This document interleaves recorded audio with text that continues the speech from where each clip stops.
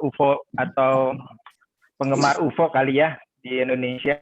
Nah, sehari-hari ini Nugi itu sebagai Learning Development Manager di Microsoft ya, Gi ya? Ya. Terutama untuk Microsoft di PT Eksekutren. Kemudian presenter yang kedua itu Bayu Yunantias Amus yang kebetulan hari ini ulang tahun. Nah, itu juga sama, salah satu pendiri Beta UFO dari jurusan desain. Nah, saat ini bekerja sebagai Head of Product Design ya, Bayu. Ya, di ruangguru.com ya? Iya, betul. Oke. Nah, ini buat teman-teman nanti ada presentasi dari Nugi dan Bayu ya kan, tapi kemungkinan kalau ada pertanyaan silakan bisa lewat chat box atau nanti ada sesi juga Q&A gitu di akhir slide gitu. Nah, tanpa menunggu lebih lama, silakan waktu dan tempat dipersilakan. Ya, selamat malam. Moderator. Ya. Selamat malam. Assalamualaikum warahmatullahi wabarakatuh. Nama saya Nugi dari ST92. Mungkin sebelum saya mulai, saya minta Mas Bayu menjelaskan sepatah dua patah kata tentang sejarah kasus penampakan UFO. Silakan Mas Bayu. Baik. Siap. Bismillahirrahmanirrahim. Assalamualaikum warahmatullahi wabarakatuh. Salam sejahtera, Om Swastiastu. Selamat malam buat kita semua. Terima kasih semua yang sudah tune in. Luar biasa sambutannya, nggak nyangka. Terus tiba-tiba tadi ada surprise juga luar biasa. Thank you. So, di kesempatan ini sebenarnya saya ngedampingin Nugi aja ya. Karena yang benar-benar aktif sekarang itu Nugi untuk di organisasi kita ini. Karena di sini saya mau ngasih introduksi sedikit mengenai organisasi kita sendiri, which is namanya Beta UFO, sama sekilas mengenai sejarah penampakan UFO di Indonesia. So, Beta UFO sendiri berdiri itu sudah cukup lama, which is tahun 1997. Dan kita tuh punya kedekatan yang khusus dengan ITB, karena dulu pertama kalinya Beta UFO ini berdiskusi itu di milisnya ITB, which is lampaknya dulu betaufo@milis.itb.ac.id. Nah, kenapa kita bikin Beta UFO ini adalah berdasar dari ketertarikan kolektif kita mengenai si fenomena UFO ini. Karena zaman dulu nggak ada yang benar-benar kemudian ngebahasnya, berusaha untuk ngebahas dari sisi yang lebih. Sorry. Termute. Sorry. Oke. Ya, oke. Oke. Supaya belakangnya kosong, gua mute dulu semua ya, biar nanti pembicara saja yang ngomong. Terima kasih. Sorry. Siap.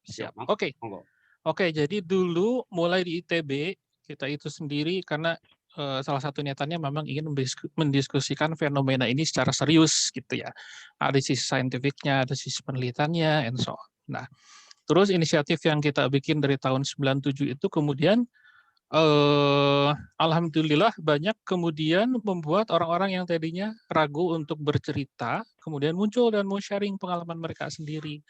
Yang mana kemudian sejak saat itu kita aktif untuk kumpulin kasus-kasus penampakan UFO di Indonesia. Nah, ini sebagai gambaran saja di masa-masa dulu berdekatan dengan waktu pertama kali ada crop circle muncul di Berbah, Sleman. Itu laporan penampakan UFO itu kita dapat masuk itu paling enggak 70 buah per tahun ya. Dan ini cuman dari mereka yang waktu itu udah punya akses ke internet. Jadi kebayang sebenarnya aktual yang udah pernah lihat itu berapa banyak, itu banyak banget. Nah, terus di sini juga saya mau ngebagi ada satu link ya. Ini saya ketik di chat atau bisa diketik sendiri j.mp/ufomap ID. Bentar ya, saya ketik ulang.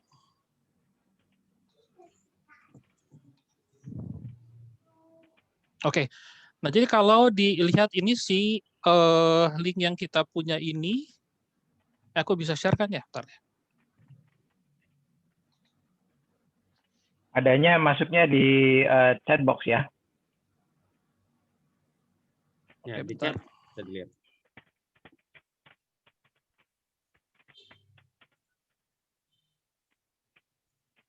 Nah itu, sorry, linknya yang benar itu.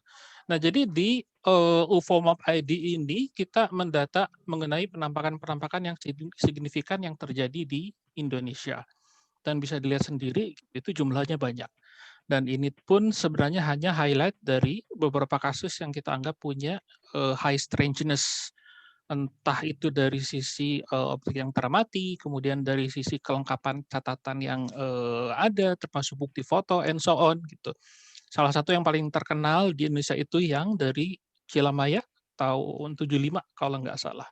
Jadi ada penampakan UFO yang bentuknya itu lonjong, warnanya itu merah tua, dan munculnya itu di lepas pantai di atas kilang minyak ya. Nah itu terdokumentasikan, ada fotonya, dan itu dianggap jadi foto UFO yang paling ngetop dari Indonesia. Nah itu ada di situ. Terus ada juga yang terakhir yang cukup signifikan itu dari tahun 2000-an, ada warga Denpasar yang melaporkan pada saat dia keluar dari Bandara Ngurah Rai, tiba-tiba melihat si di mobilnya itu bagian dalamnya terang gitu. Ini ada sinar dari mana? Terus dia lihat ke atas, dia perhatiin ternyata di atas dia itu ada pesawat bentuknya itu piringan dengan cahaya-cahaya terang ke bawah. Dan kebetulan si pesawatnya ini berjalan searah dengan jalan raya menjauh, dan dia bisa foto. Foto-fotonya ada di situ juga. Itu nunjukin yang di foto itu ada satu cakram metalik besar jalan jalan pelan, terus dilihatin bentuknya kayak gimana.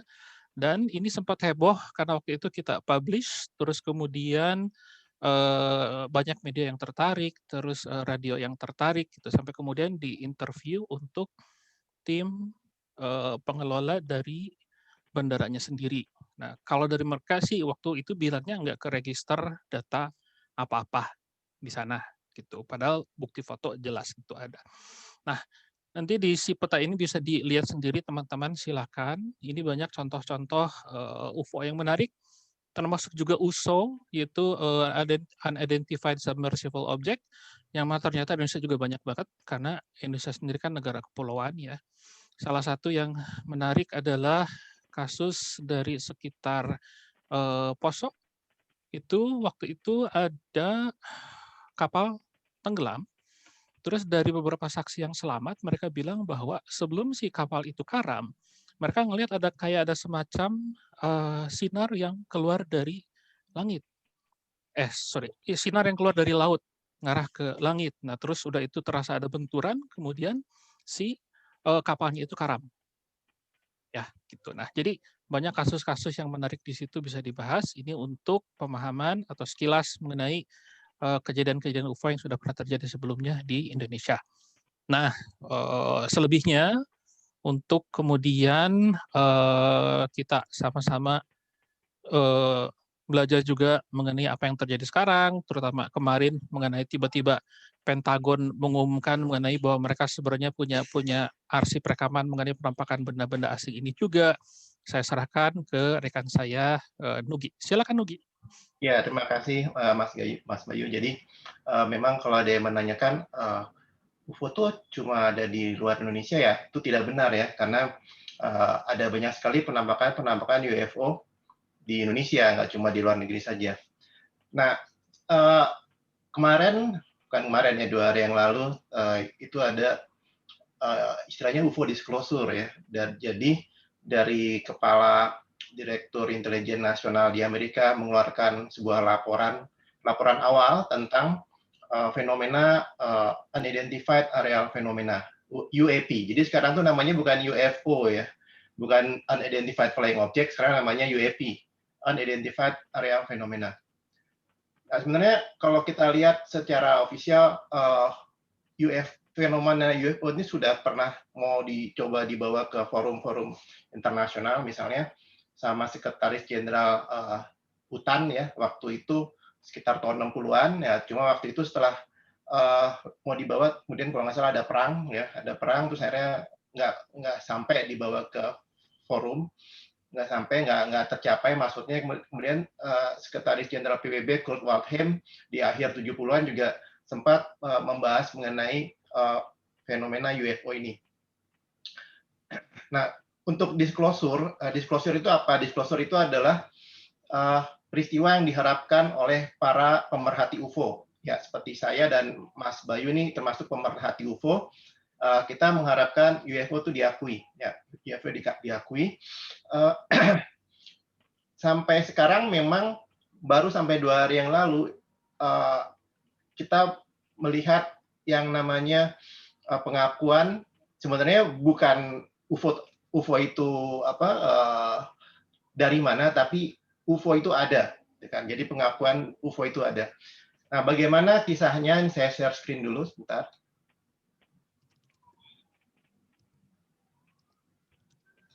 Oke, sambil nunggu Nugi share, aku tambahin dikit ya.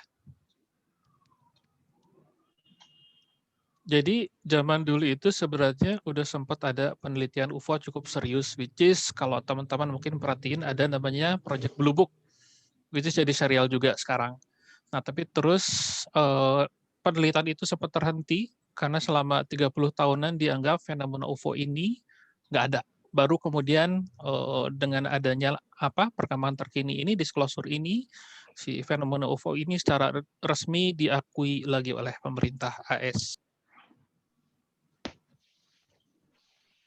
Ya, betul sekali, Mas Bayu. Jadi di waktu itu Project Blue Book tahun 1969 kalau nggak salah selesai, diumumkan bahwa 95% fenomenanya itu bisa dijelaskan, 5% fenomenanya itu tidak bisa dijelaskan, dan yang 5% itu yang dianggap sebagai unidentified flying object.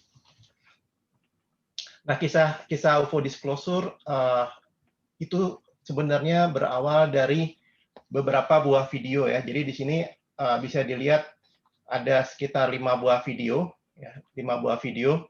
Jadi 3 video itu dipublikasikan itu sekitar tahun 2017, ya, dipublikasikan oleh perusahaan yang namanya To the Stars Academy, yaitu perusahaan yang didirikan oleh Tom DeLonge, ya. Nah, kemudian sekitar tahun 2001 ini baru 2 video lagi itu dipublikasikan. Nah, menariknya adalah 3 video yang dipublikasikan tahun 2017 itu sebenarnya dipublikasikan oleh salah seorang dari pendiri To the Star Academy yang namanya Chris Mellon. Nah, Chris Mellon ini sempat bekerja di Dinas Intelijen Amerika Serikat. Sedangkan yang tahun 2021 videonya itu diambil tahun 2019, itu dipublikasikan oleh pemerhati UFO Jeremy Corbell, ya, Jeremy Corbell. Nah, dia teman dekat seorang tokoh pemerhati UFO yang namanya George Knapp, ya. George Knapp ini dia punya banyak acara TV, acara radio. Dan George Knapp itu yang zaman dulu sempat mempublikasikan Bob Lazar, ya. Bob Lazar seorang ilmuwan yang mengaku pernah bekerja di Area 51. Oke, kita lihat aja videonya. Ini video TikTok, ya, video TikTok.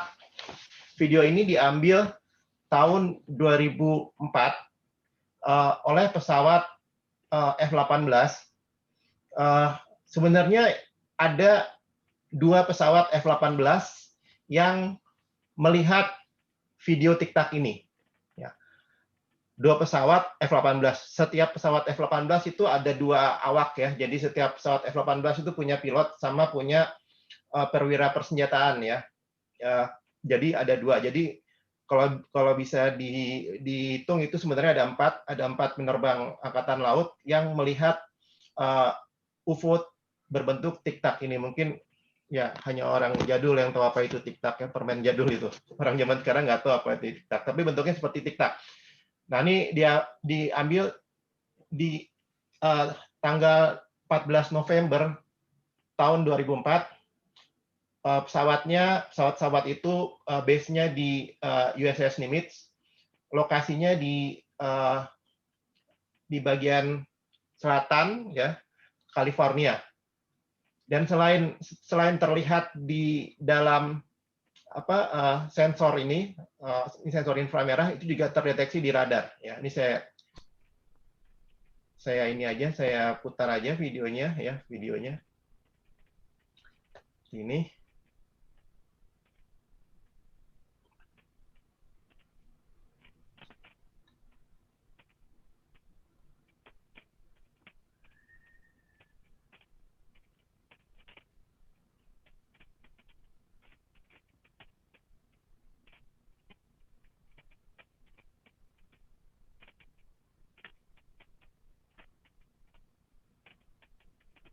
Nah, yang menarik dari penampakan ini adalah UFO Tic Tac ini seolah-olah mendekati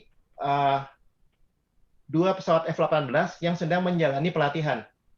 Dan pelatihan F-18 ini dia punya beberapa titik ya, beberapa titik yang harus dia tuju, dan sepertinya UFO Tic Tac ini tahu pesawat F-18 mau pergi kemana gitu ya. Menurut Komandan David Fravor ya, wing commander-nya namanya Commander David Fravor, itu kayaknya UFO Tic Tac tuh tahu kemana pesawat F-18 ini mau pergi. Padahal dia sendiri, si Komandan David Fravor tuh nggak tahu, karena itu kan di random.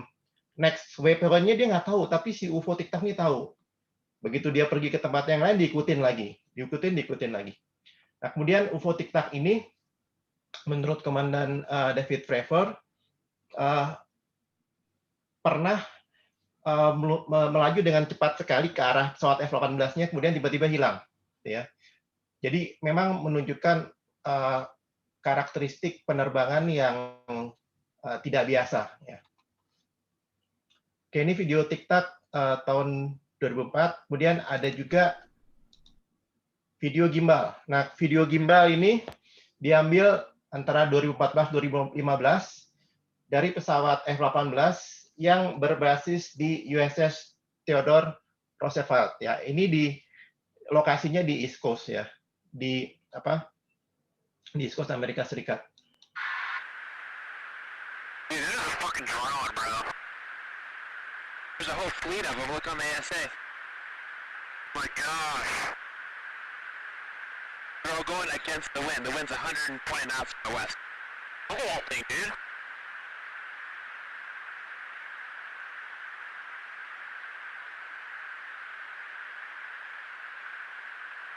That's not our LNS though, is it? It's not. That is the LNS, dude. Well, if there's like... Look at that thing. It's rotating. Oke, ini namanya video gimbal. Kemudian di USS Theodore Roosevelt ini ada dua kasus sih sebenarnya. Selain gimbal video, ada go fast video. Ya, sini.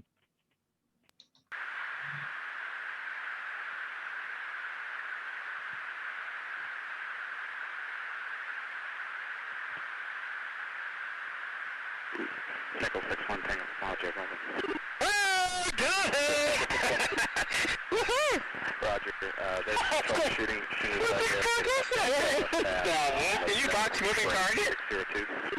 No, I took an auto track. Oh, okay. Oh my gosh, dude. Wow, look at it fly. Oke.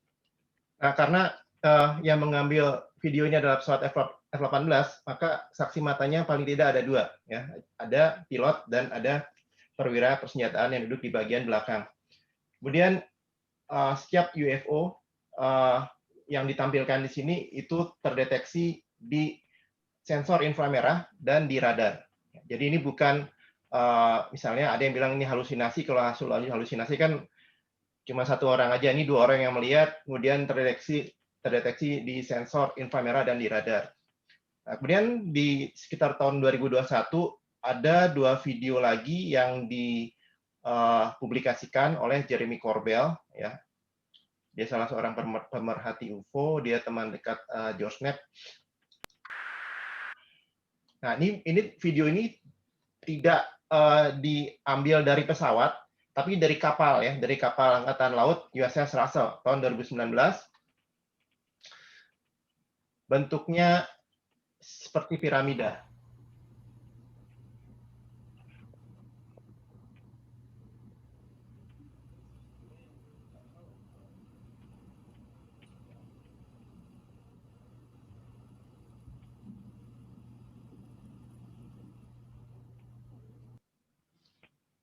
Kemudian ada juga video yang menampilkan layar radar dari kapal Angkatan Laut USS Omaha. Jadi di sini diperlihatkan ada benda-benda tak dikenal yang mendekati kapal Angkatan Laut USS Omaha pada tahun 2019. OD, if you can write a general lat long where we're at, and then the number of contacts you got, get the course and speed meters off them. You know what I mean? And roll to position to us. Make bearings. Might be helpful too. Eyes up. Eyes down. Citizen 2, maintain track as best you can. 781 just sped up to 46 knots, 50 knots, closing in. Oh, it's actually 38 knots. Oh, so fast. That one's pretty much perfectly 000 relative, right? Yeah. 263 at 3 miles, 55 knots speed. Bisa diperhatikan pada saat-saat detik-detik terakhir itu terdengar bahwa suara perwira radarnya rada merendah. Dia kelihatan khawatir ya karena ada banyak benda yang mendekati kapal Angkatan Laut USS Omaha. Ini pada tahun 2019. Nah, video-video ini mungkin kurang seksi gitu ya. Jadi ada yang bilang itu kok videonya nggak layarnya bagus, nggak resolusi tinggi, pengennya pakai resolusi yang canggih gitu ya. Tapi ini kan kapal tempur ya. Kapal tempur itu kan videonya untuk targeting ya, bukan buat selfie ya. Jadi emang seperti ini gitu kan. Oke. Nah, yang menjadi pertanyaan siapa yang ada di balik UFO disclosure ini ya. Peristiwa UFO disclosure ini sebenarnya ada tokohnya ya. Jadi nggak ujuk-ujuk video-video itu bisa dipublikasikan, kemudian tahu Kongres membahas ini, terus tahu keluar surat dari kantor direktur Intelijen Nasional Amerika Serikat untuk Kongres ya. Jadi ada tokoh di balik ini semua. Tokohnya yang paling utama adalah tokoh yang bernama Robert Bigelow. Nah, Robert Bigelow ini dia lahir tanggal 12 Mei 1945 di Las Vegas, Nevada. Dia waktu kecil sering melihat ada tes bom atom ya di Nevada, dan itu yang pertama kali membuat dia tertarik dengan sains. Kemudian pada tahun 1947, kakek dan nenek Robert Bigelow ini dalam perjalanan pakai mobil di tengah jalan, mereka melihat bola bercahaya berwarna oranye. Jadi penampakan UFO itu juga dialami oleh kakek dan nenek Bigelow. Nah, pada usia yang sangat muda, Bigelow juga pernah melihat penampakan UFO, tapi tidak pernah mau diceritakannya secara detail sampai sekarang. Nah, Bigelow ini kemudian berbisnis ya, dia dari tahun 60 sampai 90-an dia berbisnis di hotel, motel, apartemen, real estate komersial. Waktu itu tahun 90-an asetnya itu bernilai $1 miliar. Nah, kemudian di tahun itu Robert Bigelow ini berniat untuk menggunakan kekayaannya untuk riset UFO dan alien. Nah, tahun 1991 dengan berbagai pihak dia mengadakan alien abduction survey ya, untuk melakukan testing siapa aja yang kemungkinan sudah pernah diculik sama alien. Ini mungkin agak mengejutkan gitu ya, tapi alien abduction ini tidak hanya di luar negeri, tapi di Indonesia juga kemungkinan ada ya. Nah, tahun 1993 Robert Bigelow mendanai pendirian sebuah radio show bernama Area 2000 dengan Art Bell, George Knapp, dan Linda Moulton Howe. Nah, di sini Robert Bigelow berkenalan dengan tokoh-tokoh ya pemerhati UFO yang mempunyai radio show dan TV show, ya, tokoh yang bernama George Knapp.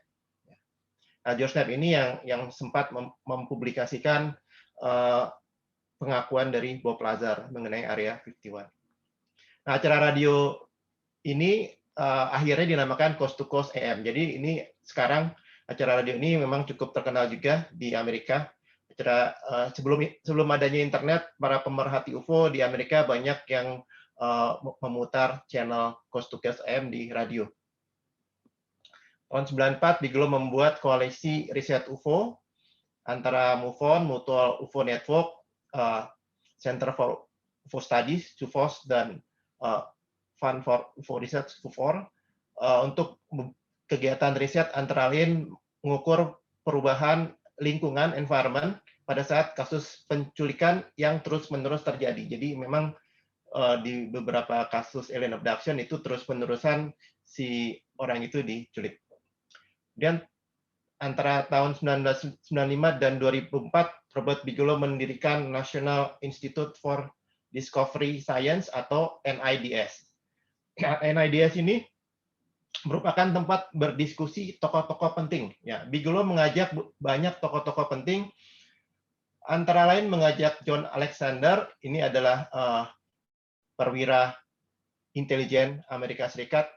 Mungkin ada yang pernah melihat film The Man Who Stared at the Goat, ya, itu yang main adalah George Clooney. Ya, tokoh yang diperankan oleh George Clooney itu berdasarkan tokoh John Alexander. Kemudian juga astronot Edgar Mitchell juga ikut dalam NIDS.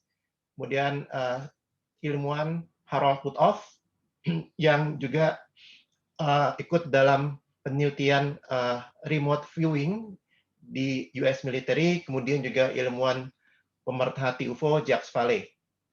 Nah, selain itu, astronot senior lain, Senator John Glenn juga sering ikut diskusi, dan Senator Harry Reid. Nah, Senator Harry Reid ini memang sudah dari dulu intensif mengikuti diskusi-diskusi tentang alien dan UFO di NIDS. Nah, pada waktu itu, senator ini meminta supaya George Knapp tidak memberitahukan bahwa dia ada di diskusi-diskusi itu, karena memang George Knapp kan punya acara TV ya dan acara radio, ada kemungkinan George Knapp menyebutkan kan, nah, tapi diminta enggak, jangan dibocorkan. Nah, pada tahun 2007 akhirnya Senator Harry Reid ini bersama dengan dua orang senator lainnya itu mendirikan semacam grup untuk meneliti UFO di Pentagon, ya, namanya AATIP. Nanti ini saya bahas di slide yang berikutnya. Kemudian Bigelow tahun 1996 membeli Skinwalker Ranch. Nah, Skinwalker Ranch ini merupakan suatu tempat yang misterius. Kenapa? Karena selain ada penampakan Bigfoot, ada juga penampakan UFO. Dan Bigelow itu mendanai penelitian riset-riset di Skinwalker Ranch setelah akhirnya menjual Skinwalker Ranch ke orang lain. Ya. Nah, tahun 1999 Bigelow mendirikan Bigelow Aerospace. Ini masih ada sampai sekarang.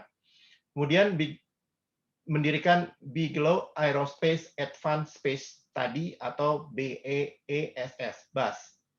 Nah, Bigelow mengajak Jacques Vallée, seorang ilmuwan pemerhati UFO, untuk bergabung ke BAS Scientific Advisory Board.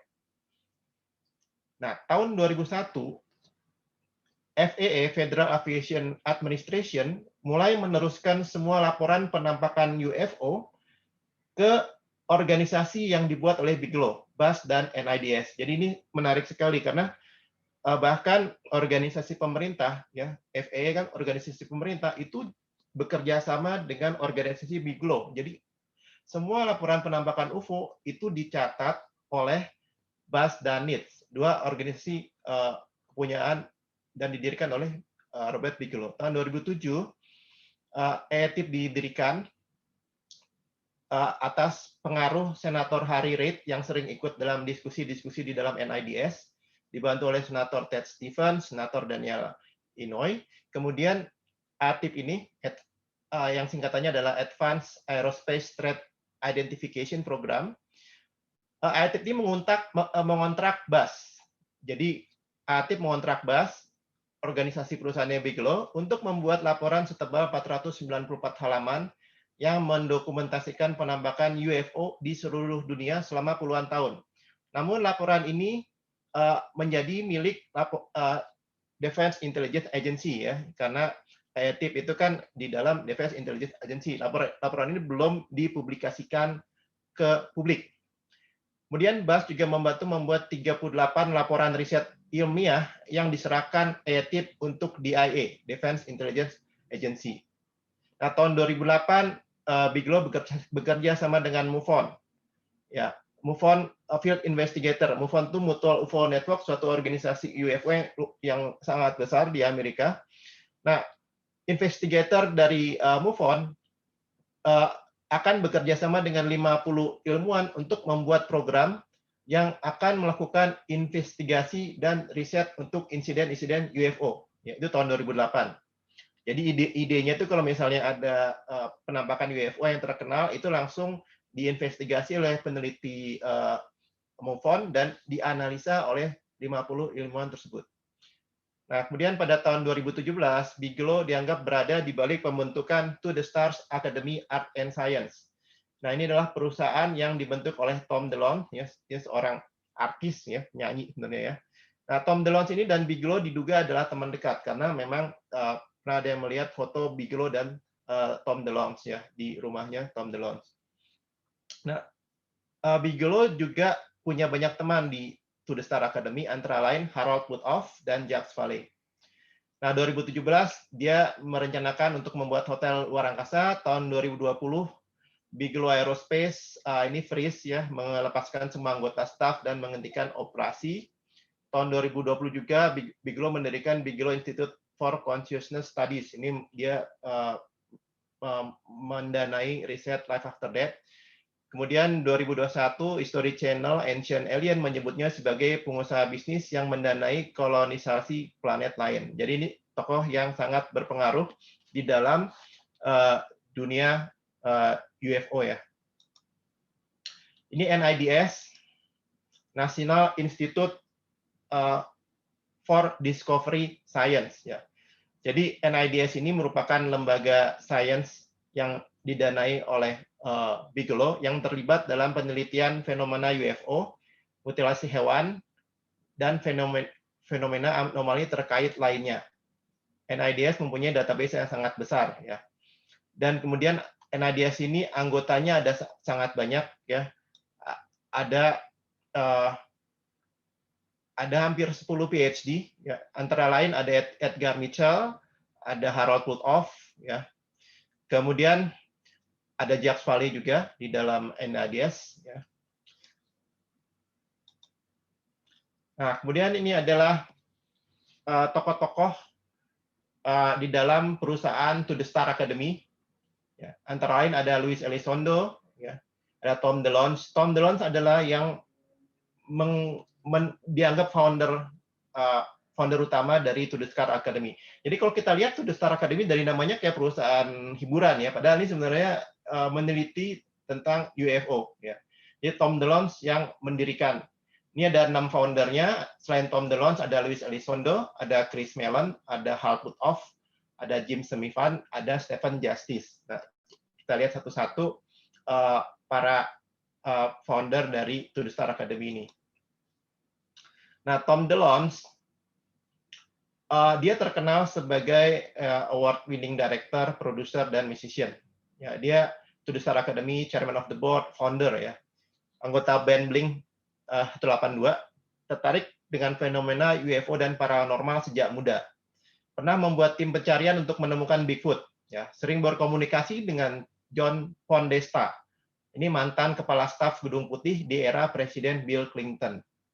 Kemudian dia sering berkunjung ke CIA, US Navy, dan Advanced Development Program Division di perusahaan Lockheed Martin, ini perusahaan besar ya, perusahaan besar yang tergabung dalam industri militer Amerika Serikat. Nah, di rumahnya terdapat beberapa foto Tom DeLonge dengan Robert Bigelow, karena itu banyak orang yang menduga memang Tom DeLonge itu sangat dekat dengan Robert Bigelow. Pada tahun 2012, dia mendirikan sebuah perusahaan hiburan yang bernama To The Star Incorporated.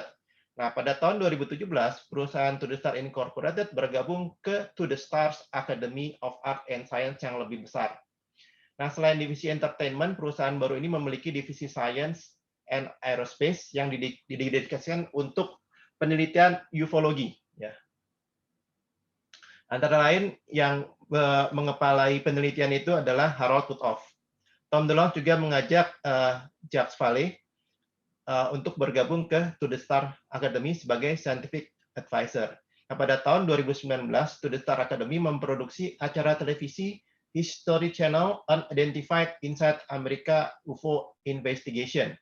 Nah, mungkin sudah ada yang pernah melihat acara itu. Ini adalah acara yang diproduksi oleh To The Star Academy. Ya, ini menginvestigasi insiden-insiden UFO antara lain yang ada di pesawat-pesawat yang berbasis di USS Nimitz dan USS Theodore Roosevelt. Nah, pada April 2020, Pentagon mendeklarasikan 3 video UFO yang sebelumnya telah dirilis oleh To The Star Academy pada tahun 2017. Kemudian Dr. Hal Puthoff. Dia posisinya adalah Chief Scientist di To The Star Academy, termasuk salah satu founder.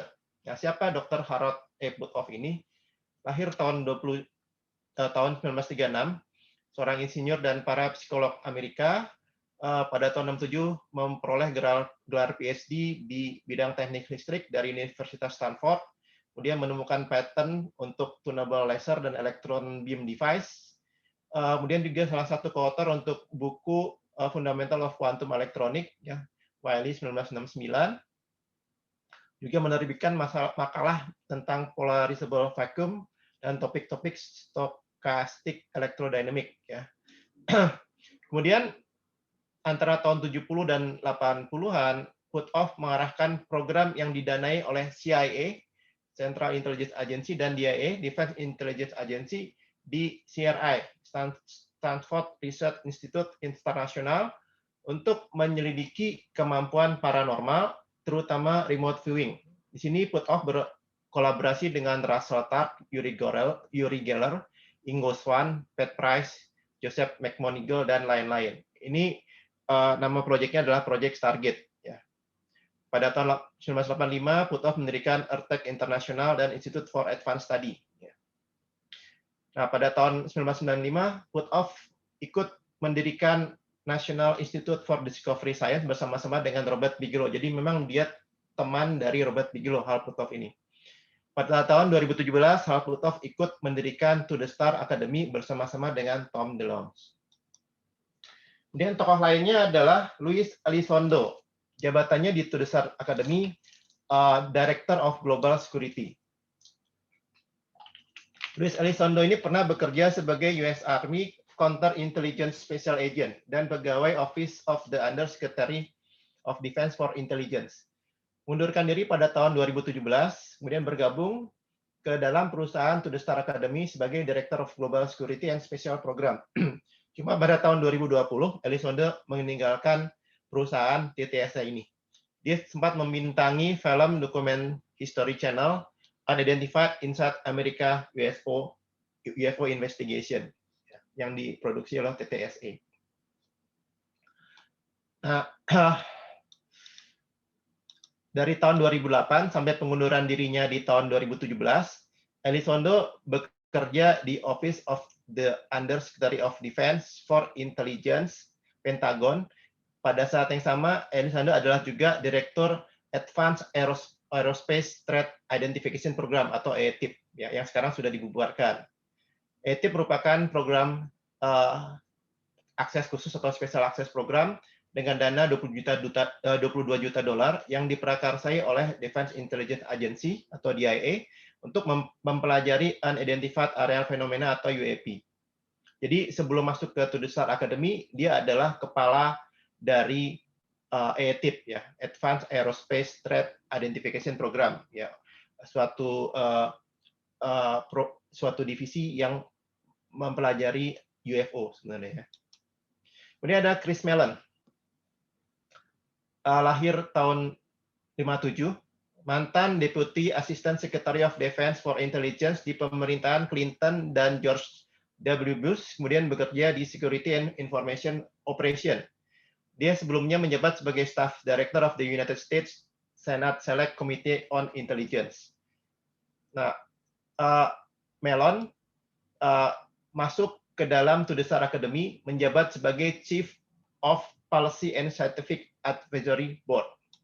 Chris Mellon merupakan tokoh yang berjasa dalam mempublikasi 3 buah video UFO yang saya perlihatkan tadi ya, yang TikTok video, Gimbal, dan GoFast. Nah, Chris Mellon mengatakan bahwa dia mendapatkan 3 video itu dari sumber yang tidak dikenal. Nah, cuma memang kalau saya menduga ini melalui Luis Elizondo ya, karena Luis Elizondo kan pernah menjabat sebagai kepala AETIP. Kemungkinan sumbernya itu juga melalui Luis Elizondo. Jadi 2 tokoh dari TTSA ini sebenarnya berjasa dalam mempublikasikan 3 buah video UFO yang diambil dari pesawat militer Angkatan Laut Amerika Serikat tersebut. Stephen Justice di dalam To The Star Academy, dia merupakan kepala Advanced Program and Technology. Dia merupakan salah satu pakar teknologi penerbangan yang paling dihormati di Amerika Serikat. Dia pernah bekerja sebagai Direktur Advanced System Development di divisi Skunk Lockheed Martin. Di situ dia memimpin penelitian dan pengembangan program rahasia untuk militer Amerika Serikat. Stephen Justice memiliki pengalaman kerja 39 tahun di bidang industri pertahanan kedirgantaraan. Sebagian besar pencapaian karirnya masih belum diakui. Nah, di Lockheed Martin, dia memimpin sebuah tim yang bertujuan untuk memahami teknologi canggih yang menggerakkan pesawat-pesawat tak dikenal. Sebenarnya Lockheed Martin sudah lama dicurigai oleh para pengamat UFO itu sebagai tempat reverse engineer UFO. Ya, jadi kalau ada UFO yang jatuh, teknologi diambil oleh perusahaan-perusahaan di Amerika, salah satunya Lockheed Martin, kemudian dicoba dibuat pesawat yang mirip seperti itu. Ini sebenarnya berdasarkan banyak sumber, ya, antara lain dari salah satu CEO, mantan CEO-nya yang bernama Ben Rich itu pernah sempat mungkin nggak sengaja mengatakan bahwa mereka memang meneliti ya hal-hal seperti itu. Kemudian Jim Semifan masuk ke dalam To The Star Academy sebagai Director of Operation. Ya. Jim Semifan ini pensiun pada tahun 2007 setelah 25 tahun berkarir di CIA pada bagian National Clandestine Service. Ya. Jadi dia pernah menerima agensi Career Intelligence Medal dan dia sangat berpengalaman di CIA.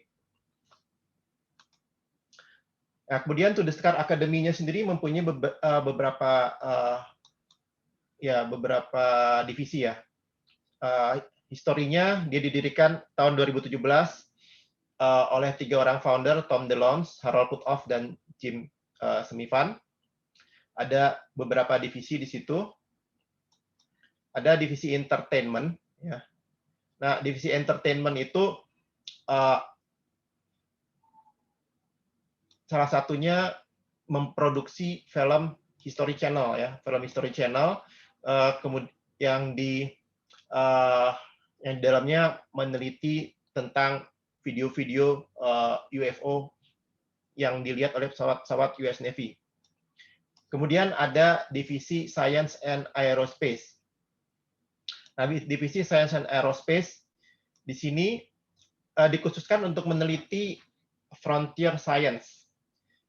Salah satunya adalah fenomena UFO. Di sini Harold Puthoff sebagai head-nya, dia sempat mengatakan tujuan mereka adalah memiliki teknologi abad ke-25 di abad ini. Salah satu proyek potensial mereka adalah kendaraan elektromagnetik. Jadi sebenarnya To The Star Academy ini bukan hanya perusahaan hiburan, ada risetnya. Ya. Nah, beberapa sumber berpendapat To The Star itu sudah menghidupkan kembali minat publik terhadap fenomena UFO. Karena itu Tom DeLonge itu dinobatkan sebagai UFO Researcher of the Year pada tahun 2017 oleh UFO Open Mind, ya, suatu organisasi UFO Hunters.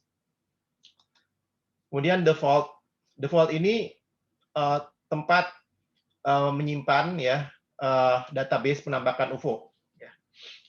Nah, 3 video US Navy itu dikeluarkan dari the vault ya untuk dipublikasikan.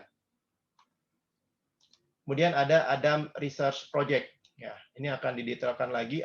Adam Research Project merupakan proyek yang meneliti logam yang dianggap berasal dari UFO.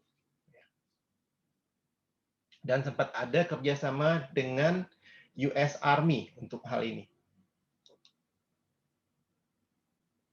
Nah, ini adalah Pentagon UFO Study ya. Jadi pada tanggal 19 Desember 2017 ya, karena keluarnya 3 buah video UFO ya, UFO yang tadi itu yang Tic Tac, Gimbal dan Gophas, kan heboh, akhirnya Pentagon terpaksa mengakui bahwa mereka juga meneliti UFO.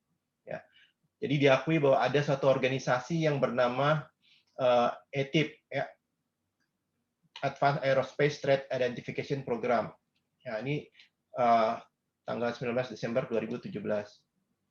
Kemudian Luis Elizondo pernah diwawancarai ya sebagai Director of ATIP. Nah, komentarnya adalah seperti ini. Saya pikir yang paling penting adalah kami telah mengidentifikasi beberapa anomali yang sangat menarik dari suatu jenis pesawat, sebut saja benda-benda itu jenis pesawat, hal-hal yang tidak memiliki area permukaan yang penerbangan yang jelas. Misalnya nggak punya sirip, kan sirip ekor, dan nggak punya sayap tentunya. Nah, kemudian selain itu tidak mempunyai bentuk propulsi yang jelas, ya tidak kelihatan ada semburan asap atau api lah di belakangnya, dan bermanuver dengan cara-cara yang ekstrim ya, kecepatan tinggi ya, dia bisa berputar 90 derajat dan manuvernya itu di luar daya tahan kekuatan G manusia. Jadi manusia kan punya batas kekuatan gravity ya. Jadi pesawat ini bermanuver melampaui kemampuan batas manusia untuk G-force ya, atau makhluk biologis apapun kata dia. Kemudian kecepatan hipersonik, low observability ya, susah untuk dideteksi oleh sensor-sensornya militer. Gaya angkat positif, maksudnya adalah pesawat ini UFO ini bisa tahu-tahu melejit ke atas ya, vertikal. Ya. Nggak ada yang bisa melakukan hal itu ya dengan kecepatan sangat tinggi dari teknologi yang ada di Amerika Serikat dan di negara lain menurut Elizondo ya. Jadi UFO yang diteliti oleh ATIP menurut Luis Elizondo menampilkan karakteristik yang saat ini tidak dipunyai oleh pesawat negara Amerika Serikat atau dari negara asing manapun. Kepencet. Ya. Nah, kemudian ATIP itu punya report ya. Ini reportnya ada banyak ya. Reportnya itu diproduksi bekerja sama dengan perusahaan buatan Robert Bigelow dengan BAS. Jadi sebenarnya BAS yang dikontrak oleh ATIP untuk memproduksi 38 laporan riset ilmiah. Nah, 38 laporan riset ilmiah ini kemudian diserahkan kepada Defense Intelligence Agency. Nah, sebelum meninggal, Senator John McCain, kalau nggak salah sekitar tahun 2019, itu meminta Defense Intelligence Agency untuk mengeluarkan dokumen-dokumen tersebut. Nah, listnya sudah dikeluarkan, tapi dokumennya baru 3 ya, baru 3 yang dikeluarkan. Ya, ada banyak sekali. Judulnya ya aneh-aneh ya. Ada invisibility cloaking. Sebenarnya ini udah ada teknologinya. Ya, pada waktu itu belum ada. Ini risetnya invisibility cloaking, ada traversal wormhole, ya, ada high frequency gravitational wave. Ya. Jadi ada banyak sekali judul-judul yang sebenarnya sangat menakjubkan kalau dilihat dari sisi sainsnya ya. Nah, ada 3 dokumen yang sudah bisa diakses oleh publik. Ya. Yang pertama adalah Advanced Space Propulsion Based on Vacuum, Space-Time Metric Engineering. Ini terus terang saya nggak ngerti isinya apa ya. Karena walaupun saya lulusan fisika teknik, saya kerjanya di IT sekarang. Udah lama nggak ngutak-ngutik kayak gituan lagi. Kemudian ada warp drive, dark energy, and the manipulation of extra dimension. Ini ada traversal wormhole, Stargate, and negative energy. Nah, 3 dokumen ini dikeluarkan oleh suatu organisasi non-profit di internet namanya The Black Vault. Kemudian 2 dokumen, warp drive dan traversal wormhole, juga dikeluarkan oleh seorang insider, whistleblower yang dengan nama Corey Goode. Memang ini sangat kontroversial, walaupun sudah dikeluarkan di publik, masih ada yang tidak mengakui keberadaan dokumen ini. Dibilang mungkin aja ini bukan dokumen yang sesungguhnya. Ya. Itu mungkin bisa diserahkan ke masing-masing kalau pengen melihat dokumen ini. Nah, isu penampakan UFO yang ada di Amerika tahun 2017 itu sangat heboh ya, karena itu adalah UFO yang direkam oleh peralatan militer Amerika Serikat, infrared dan radar, dan ada saksi-saksi penerbang Angkatan Laut Amerika Serikat. Ini semakin menghebohkan dunia, sehingga pada tanggal 15 Oktober 2018, atas inisiasi dari Republik Rakyat Cina atau RRC, 35 negara berkumpul dalam yang namanya Five Continent UFO Forum di Moskow. Nah, pada saat itu inisiatornya adalah RRC. Ini tahun 2018, sebelum di RRC ada pandemi COVID ya.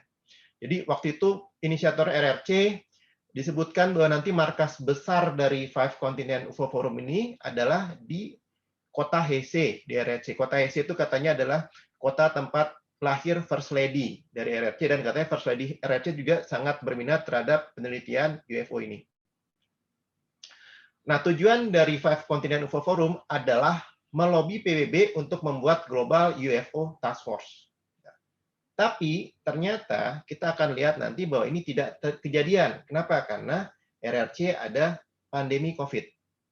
Nah, karena adanya pandemi, para peserta dari Five Continent UFO Forum tidak bisa berkumpul, akhirnya mereka tetap melakukan diskusi secara online ya.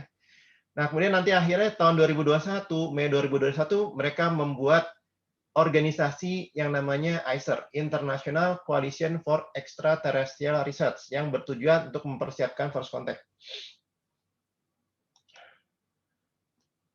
Nah, pada tanggal 11 April 2019, di dalam hearing Senate Armed Service, ya, jadi hearing untuk persenjataan Amerika, dalam topik proposal for US Space Force. Ya. Nah, di situ disebutkan oleh Senator Blumenthal.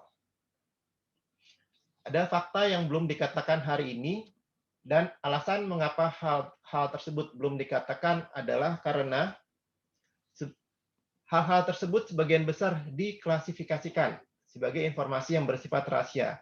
Dan alasan yang penting adalah bahwa masyarakat Amerika tidak tahu sama sekali tentang besarnya ancaman dari luar angkasa. Nah, di sini banyak pemerhati UFO yang melihat bahwa pengennya tuh US Space Force juga memasukkan extraterrestrial threat. Ya. Nah, ternyata tidak. Akhirnya di dalam US Space Force yang dimasukkan adalah threat dari foreign countries, ya, bukan dari extraterrestrial. Jadi memang US Space Force itu tidak sama sekali tidak akan melengkapi dirinya untuk menghadapi ancaman ekstraterestrial. Yang ada hanya foreign countries threat. Nah, pada tanggal 18 September 2019, Angkatan Laut Amerika mengkonfirmasi secara resmi bahwa 3 UFO video yang dipublikasi oleh perusahaan TTSA, Tudor Academy, adalah benar video yang berasal dari peralatan mereka, dari personel mereka. Ya. Ini merupakan hal yang sangat penting karena begitu diakui video ini real, video ini disaksikan oleh banyak penerbang ya, minimal ada 2 penerbang. Sempat kejadian 4 penerbang Angkatan Laut Amerika menyaksikan video itu, dan setiap video itu juga ada data sensor inframerah dan data radar. Karena itu memang ini membuat para pemerhati UFO di seluruh dunia itu sebagian merasa sangat exciting ya. Nah, kemudian pada tanggal 21 Oktober 2019 ada kerjasama antara To The Star Academy dengan US Army. Apa kerjasamanya? Kerjasamanya melibatkan yang namanya exotic material. Nah, exotic material ini disebutkan berasal dari UFO yang jatuh. Ini adalah salah satu gambar-gambarnya ya. Ada banyak sebenarnya exotic material sumber-sumbernya, tapi salah satunya disebutkan berasal dari salah satu pemirsa dari acara radio Coast to Coast AM yang mengirimkan kepada George Knapp ya material ini. Kemudian setelah itu material ini oleh Linda Moulton Howe dibawa ke sebuah laboratorium riset untuk diteliti. Ya, pada saat itu finding-nya adalah ini sangat menarik karena isotopnya itu aneh gitu. Nggak seperti yang kita lihat yang ada di bumi. Oke, ini adalah dokumen perjanjian ya antara To The Star Academy dengan US Army Combat Capabilities Development Command Ground Vehicle System Center. Ya. Jadi kerjasamanya di sini antara lain disebutkan bahwa To The Star Academy Art and Science adalah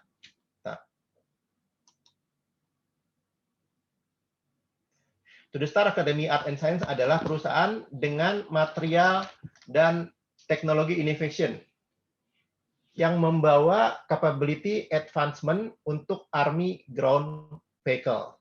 Nah, jadi disebutkan bahwa pihak To The Star Academy akan memberikan material dan teknologi inovasi untuk kendaraan-kendaraan US Army di sini.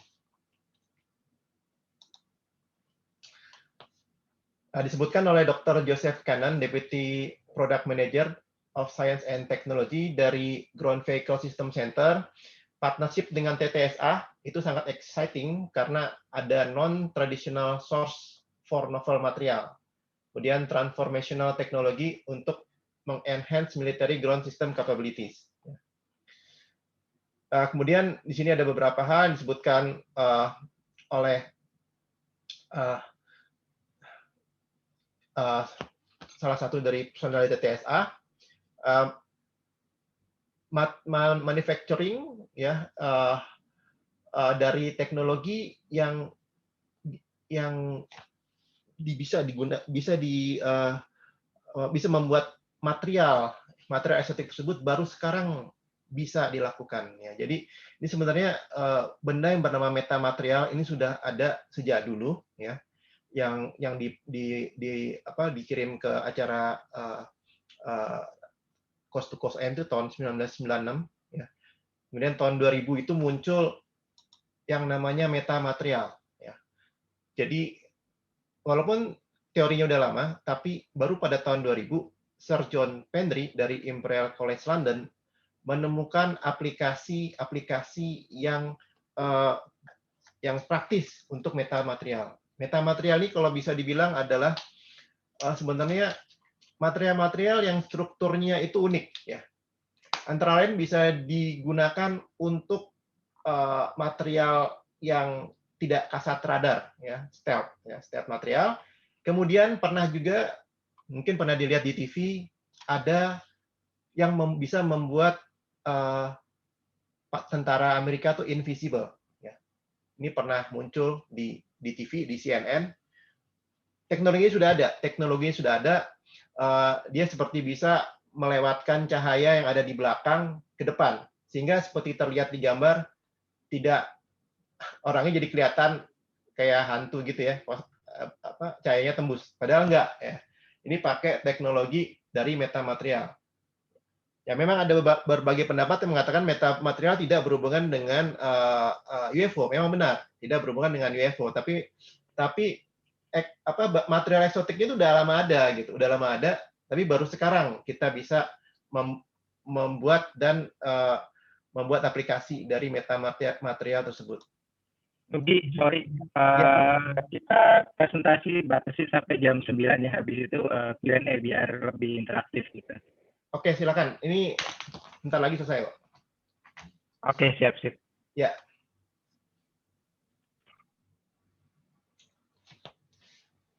Nah, pada tanggal 27 April 2020, sekarang giliran Departemen Pertahanan Amerika Serikat yang mengeluarkan pernyataan resmi bahwa 3 video Angkatan Laut itu merupakan benar video dari Angkatan Laut Amerika Serikat. Jadi pernyataan resmi dari Department of Defense. Dan video-video tersebut bisa dilihat di ruang baca website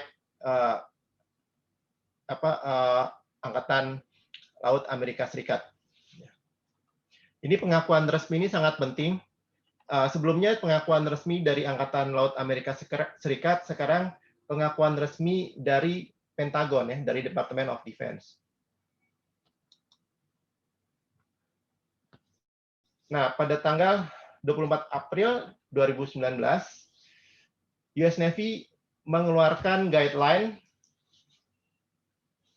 yang membuat suatu standar bagaimana pilot-pilot mereka melaporkan penampakan UFO. Karena kalau misalnya nggak ada standar, nanti biasanya laporan UFO itu jadi nggak komplit gitu ya. Tapi dibuat standar sama US Navy. Nah, setelah itu cabang-cabang militer yang lain seperti US Air Force itu mengikuti. Ya, tapi awalnya US Navy yang membuat guideline. Kemudian pada tanggal 17 Juni 2020, Kongres mengeluarkan Intelligence Authorization Act for Fiscal Year 2021 yang intinya memberikan tenggat waktu sekitar 6 bulan bagi pihak intelijen Amerika Serikat untuk membuat pemaparan secara detail tentang unidentified aerial phenomena. Nah, kemudian ini ada countdown to UFO disclosure ya, antara lain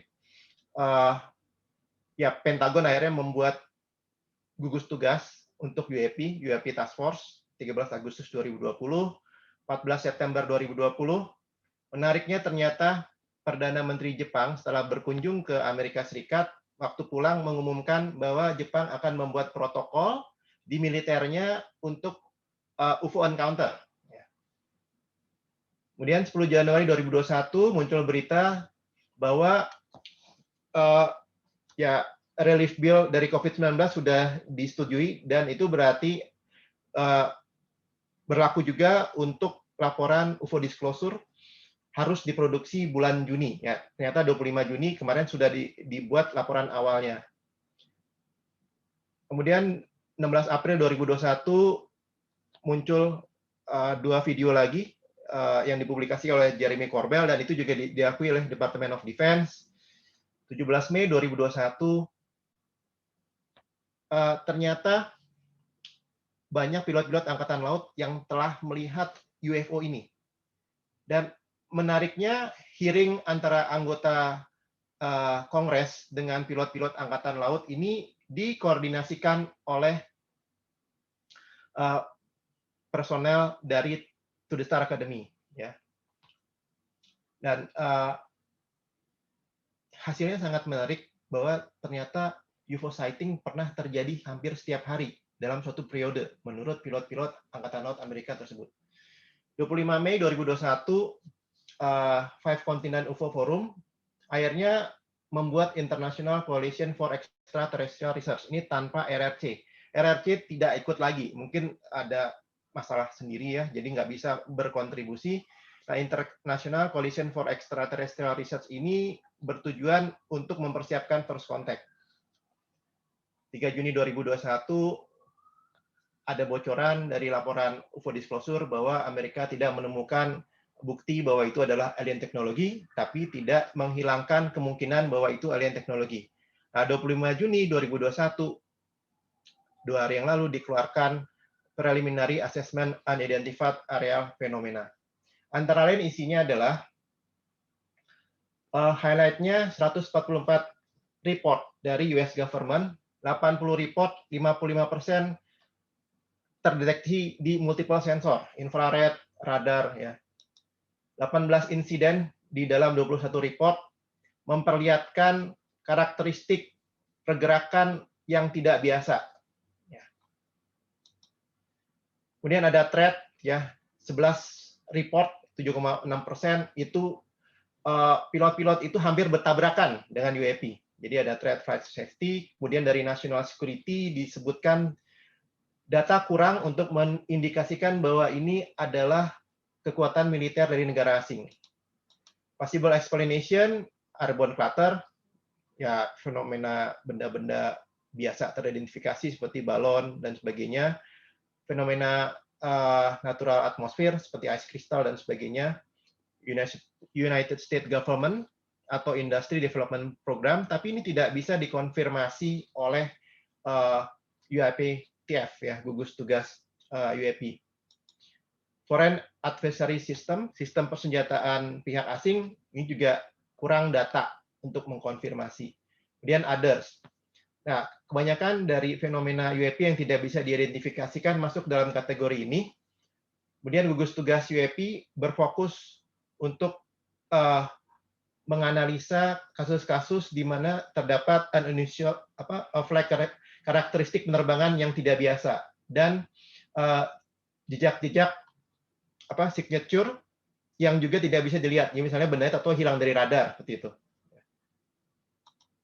Bottom line, ternyata dari laporan ini disebutkan bahwa dibutuhkan investment, ya. Mereka butuh biaya, butuh dana, antara lain untuk memasang sensor-sensor baru, kemudian untuk biaya operasi supaya setiap personal militer di Department of Defense bisa menghandle, mencatat fenomena UAP ini. Kemudian memorandum dari Wakil Kementerian Pertahanan, plan-nya membuat prosedur terkait fenomena UAP, identifikasi requirement untuk establishment dan operation, kemudian koordinasi dengan berbagai macam pihak. Ya. Bottom line, semua member dari departemen harus bisa mensupport proses ini, dan bila ada suatu peristiwa penembakan UAP, itu sudah harus ada reportnya dalam waktu 2 minggu. Oke, mungkin presentasi saya akhiri sampai di sini. Mungkin kalau ada pertanyaan, waktu saya serahkan ke moderator. Thank you. Wah, ini kayak kuliah ini ya, fisika modern nih. Tapi oke, untuk teman-teman ya, jadi sesi Q&A ini kita bagi 2. Yang pertama saya akan bacakan itu pertanyaan yang ada di chat box. Saya usahain untuk beberapa pertanyaan yang hampir sama atau mirip-mirip saya gabungin. Dan mohon maaf kalau semuanya ada yang kelewat. Nah, yang berikutnya itu adalah kita buka pertanyaan langsung gitu. Artinya dari teman-teman bisa nanya langsung ke Kang Nugi ataupun Kang Bayu gitu ya. Nah, Gi, ini ada satu pertanyaannya yang di chat box itu sebetulnya UFO itu selain di US itu ada nggak sih? Apakah ada dokumentasi dari negara selain US, ya kan? Nah, itu seperti itu, gimana? Oke. Jadi yang pertanyaan yang paling mendasar tuh sebenarnya pengen ditanyain di Indonesia ada apa enggak gitu. Ya, tadi ada pertanyaan yang seperti itu juga gitu. Ada nggak gitu di Indonesia? Kalau dilihat selain Indonesia tuh ada. Ya, di negara lain seperti di di Inggris gitu ya. Itu pemerhati UFO di Inggris namanya Nick Pope, pernah bekerja di Kementerian Pertahanan Inggris, dan dia banyak bicara tentang penambakan UFO di Inggris. Kemudian juga ada catatan-catatan penambakan UFO di Rusia, ya. Itu juga ada banyak dokumentasinya. Nah, yang menarik adalah di Indonesia. Di Indonesia penambakan UFO itu dicatat oleh peneliti senior UFO pertama di Indonesia, Bapak J. Salatun. Ya. Bapak J. Salatun ini Marsikal Angkatan Udara. Ya, Marsikal Angkatan Itu Udara. ketua 8 pertama ya, kalau nggak salah. Ketua 8 pertama. Ya, jadi ketua 8 pertama, dia meneliti penambakan UFO. Yang menarik itu tahun 1964, ya, itu di Jawa Timur UFO muncul. Ya, banyak dikira itu punyanya musuh. Inggris kan. Waktu itu kan lagi konfrontasi sama Malaysia. Nah, tapi ternyata itu bukan punyanya Inggris. Ya. Karena nggak ada, ya di sekitar situ nggak ada kapal laut Inggris ternyata kan. Jadi yang tahun 64 tuh kemungkinan kategorinya UFO. Selain itu kalau dari pemerintah itu catatan J. Salatun, Bapak J. Salatun, ada peristiwa di Alor. Sekitar tahun 57 ya, itu UFO-nya itu mendarat, keluarnya orang bukan alien. Keluarnya orang bule gitu, bule rambutnya putih, tapi bisa lompat 6 meter. Dan terus mereka menculik anak kecil, kemudian kepala polisi di situ sempat mengkoordinasi perburuan ya. Perburuan itu ditembakin sama senapan zaman tahun 50, senapan brand gitu. Tapi ternyata tidak ada sama sekali ditemukan darah. Dan kasus itu merupakan salah satu kasus UFO dan alien yang menurut aku pribadi yang paling fenomenal, karena tercatat encounter dengan alien dan UFO dan sebagainya. Nah, itu yang closest encounter mungkin ya, encounter gitu ya. Iya. Yang di Indonesia itu ya. Iya, Indonesia sebenarnya ada banyak sih. Banyak. Nah, ini di chatbox itu juga dari Kang Bayu itu cerita itu ada yang di Dakop Pakar juga gitu. Ya. Mungkin namanya alien abduction ya, atau penculikan oleh alien gitu. Oke. Mungkin biar Nugi istirahat dulu bentar ya, kasihan serak. Boleh. Silakan Kang Bayu. Jadi bantu ngejelasin bahwa sebenarnya masalah abduction sama alien itu sebenarnya banyak. Banyak yang kemudian dari sini juga kita sebagai peneliti kemudian mempelajari, karena kan ini insight-nya jauh lebih dekat dibandingin cuman sekedar ngelihat dari jauh gitu ya, tapi bahwa ada orang-orang yang sampai kemudian diculik, dibawa masuk ke pesawatnya, ada yang diajak keliling, ada yang kemudian yang worst adalah jadi objek eksperimen medis, terus ada yang kemudian jadi mengalami gangguan mental tahunan karena selalu takut dengan hal-hal tertentu yang mereka bisa jelaskan. Nah, salah satu contoh yang rada mild dalam artian abduction-nya ini nggak terlalu tragis itu terjadi sama Bapak Sujana Kerton, dan ini terjadinya di Bandung di Dago. Jadi beliau itu cerita suatu malam dia antara bangun atau tidur itu ngelihat ada robot, kalau nggak salah dia bilangin, masuk ke kamar dia, terus bawa dia pergi dengan si pesawat UFO-nya. Nah, terus besoknya dia sudah bangun kembali tempat tidur, dia nggak cuma mimpi gitu. Tapi terus waktu dia keluar dari kamarnya gitu karena semalam itu baru habis hujan, itu ternyata di tanah pekarangannya itu memang ada jejak-jejak yang mirip dengan kaki robot. Nah, ini salah satu kisah sighting pertama yang ada di Indonesia, dan ini dibukukan. Kalau mau baca itu kisahnya itu, nama bukunya itu Tafakur di Galaksi Luhur. Ya, Nah, terus sebenarnya selain dari Pak Sujana Kerton juga sampai beberapa tahun kemarin tuh ada Pak Deddy Suwardi, sama-sama di Pakar juga. Nah, beliau ini sering nyeritain bahwa kalau malam hari, pada malam-malam tertentu, dia sering ngelihat kayak ada cahaya terbang dekat rumahnya. Terus ngeluarin kayak misalnya spotlight yang ngarah ke satu sisi tertentu. Dia sendiri juga ngaku udah pernah beberapa kali lihat UFO. Nah, terus yang lucunya ini adalah kebetulan ada pertanyaan nih Kang Bayu, kenapa kejadiannya selalu malam gitu? Nggak tahu ini serius atau nggak pertanyaannya. Nggak selalu tapi malam bisa dijawab sebenarnya. itu ya. Oke. Ini kan sebenarnya analogi kita aja tahunya yang banyak dilaporin malam ya. Tapi yang sebenarnya penculikan siang hari pun juga itu ada juga ya. Ada banyak kasus. Tapi biasanya yang terjadi kayak gitu di daerah-daerah yang terpencil misalnya atau jauh dari pusat kota. Itu memang rata-rata malam karena ya. Tapi ini kalau ini asumsi aku aja ya, karena kan lebih besar kemungkinan orang untuk nyulik ya malam gitu saat nggak ada yang ngamatin segala macam, kemungkinan operasi berhasilnya itu. Tapi sebenarnya yang diculik siang juga ada aja. Oke, nah ini ada juga nih pertanyaan serius atau enggak, tapi menarik juga gitu. Kenapa UFO itu datangnya kok nggak rame-rame gitu?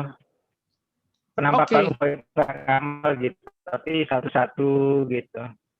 Nah, ini sebenarnya satu hal yang menarik ya, karena gini, aku sama Nugi sendiri itu tertarik mempelajari UFO bukan karena kita punya semua jawabannya. Justru kita curious. Nah, jadi kayak hal-hal seperti tadi tuh. Kenapa UFO banyak kan datangnya itu sendiri-sendiri. Nah, itu kita nggak tahu. Kenapa? Tapi dari sekian banyak konsistensi yang muncul, sekian banyak kasus yang bisa kita pelajari, kan kita bisa narik beberapa benang merah ya. Dari situ, ciri-ciri yang konsisten, kemudian kita bikin hipotesis. Nah, dari beberapa hipotesis, salah satunya adalah karena mereka sebenarnya itu cuma peneliti. Jadi dalam artian mereka punya satu tugas yang spesifik, lebih ke arah peneliti ke satu daerah yang masih misterius gitu. Dan kalau kayak gini biasanya karena misinya mahal, kompleks, itu nggak mungkin untuk ngerahin resource yang gede-gedean. Lebih cenderung resource yang spesifik. Bayangin peneliti datang misalnya ke hutan Amazon, itu kan nggak datang misalnya 2 truk, 3 truk, tapi mungkin cuma satu misi isinya 3-4 orang. Nah, itu salah satu hipotesis.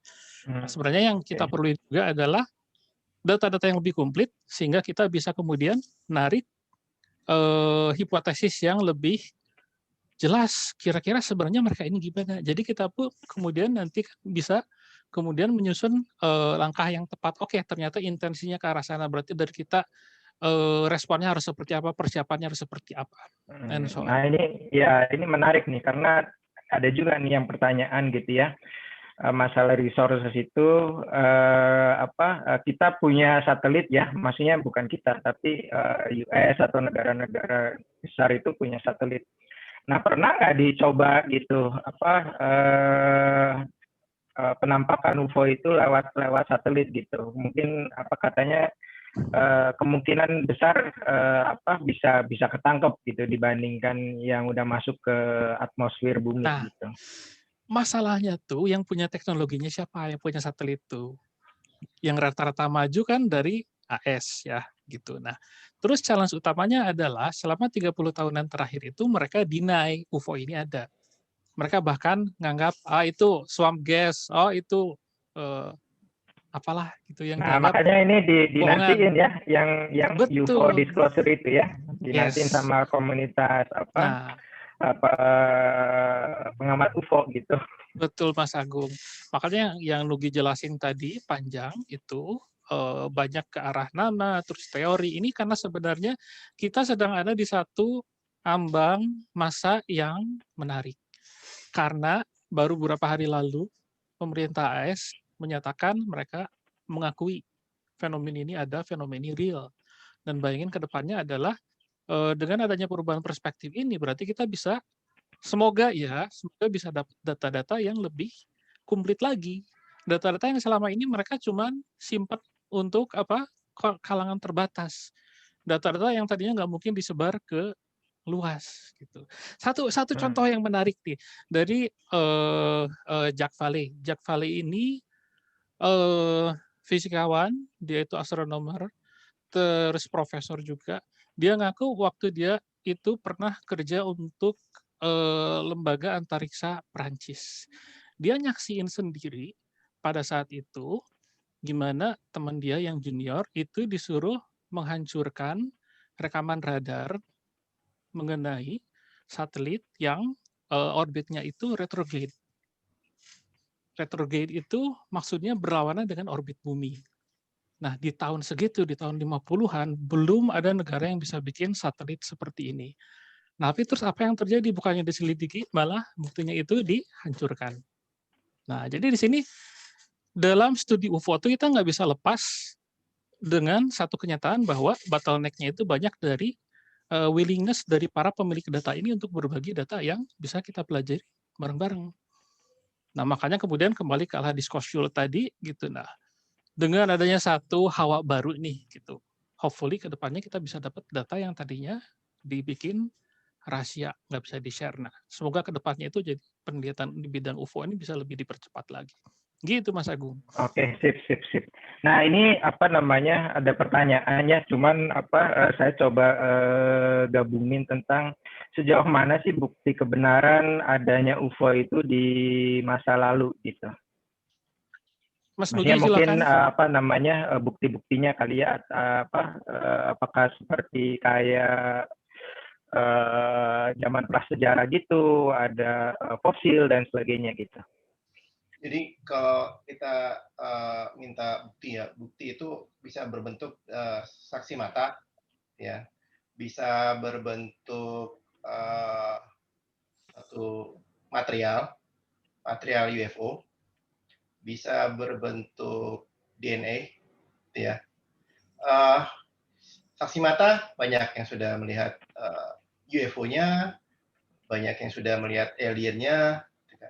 Kalau yang melihat UFO ya beberapa presiden juga udah, ya kayak Jimmy Carter mengaku sudah pernah melihat UFO kan.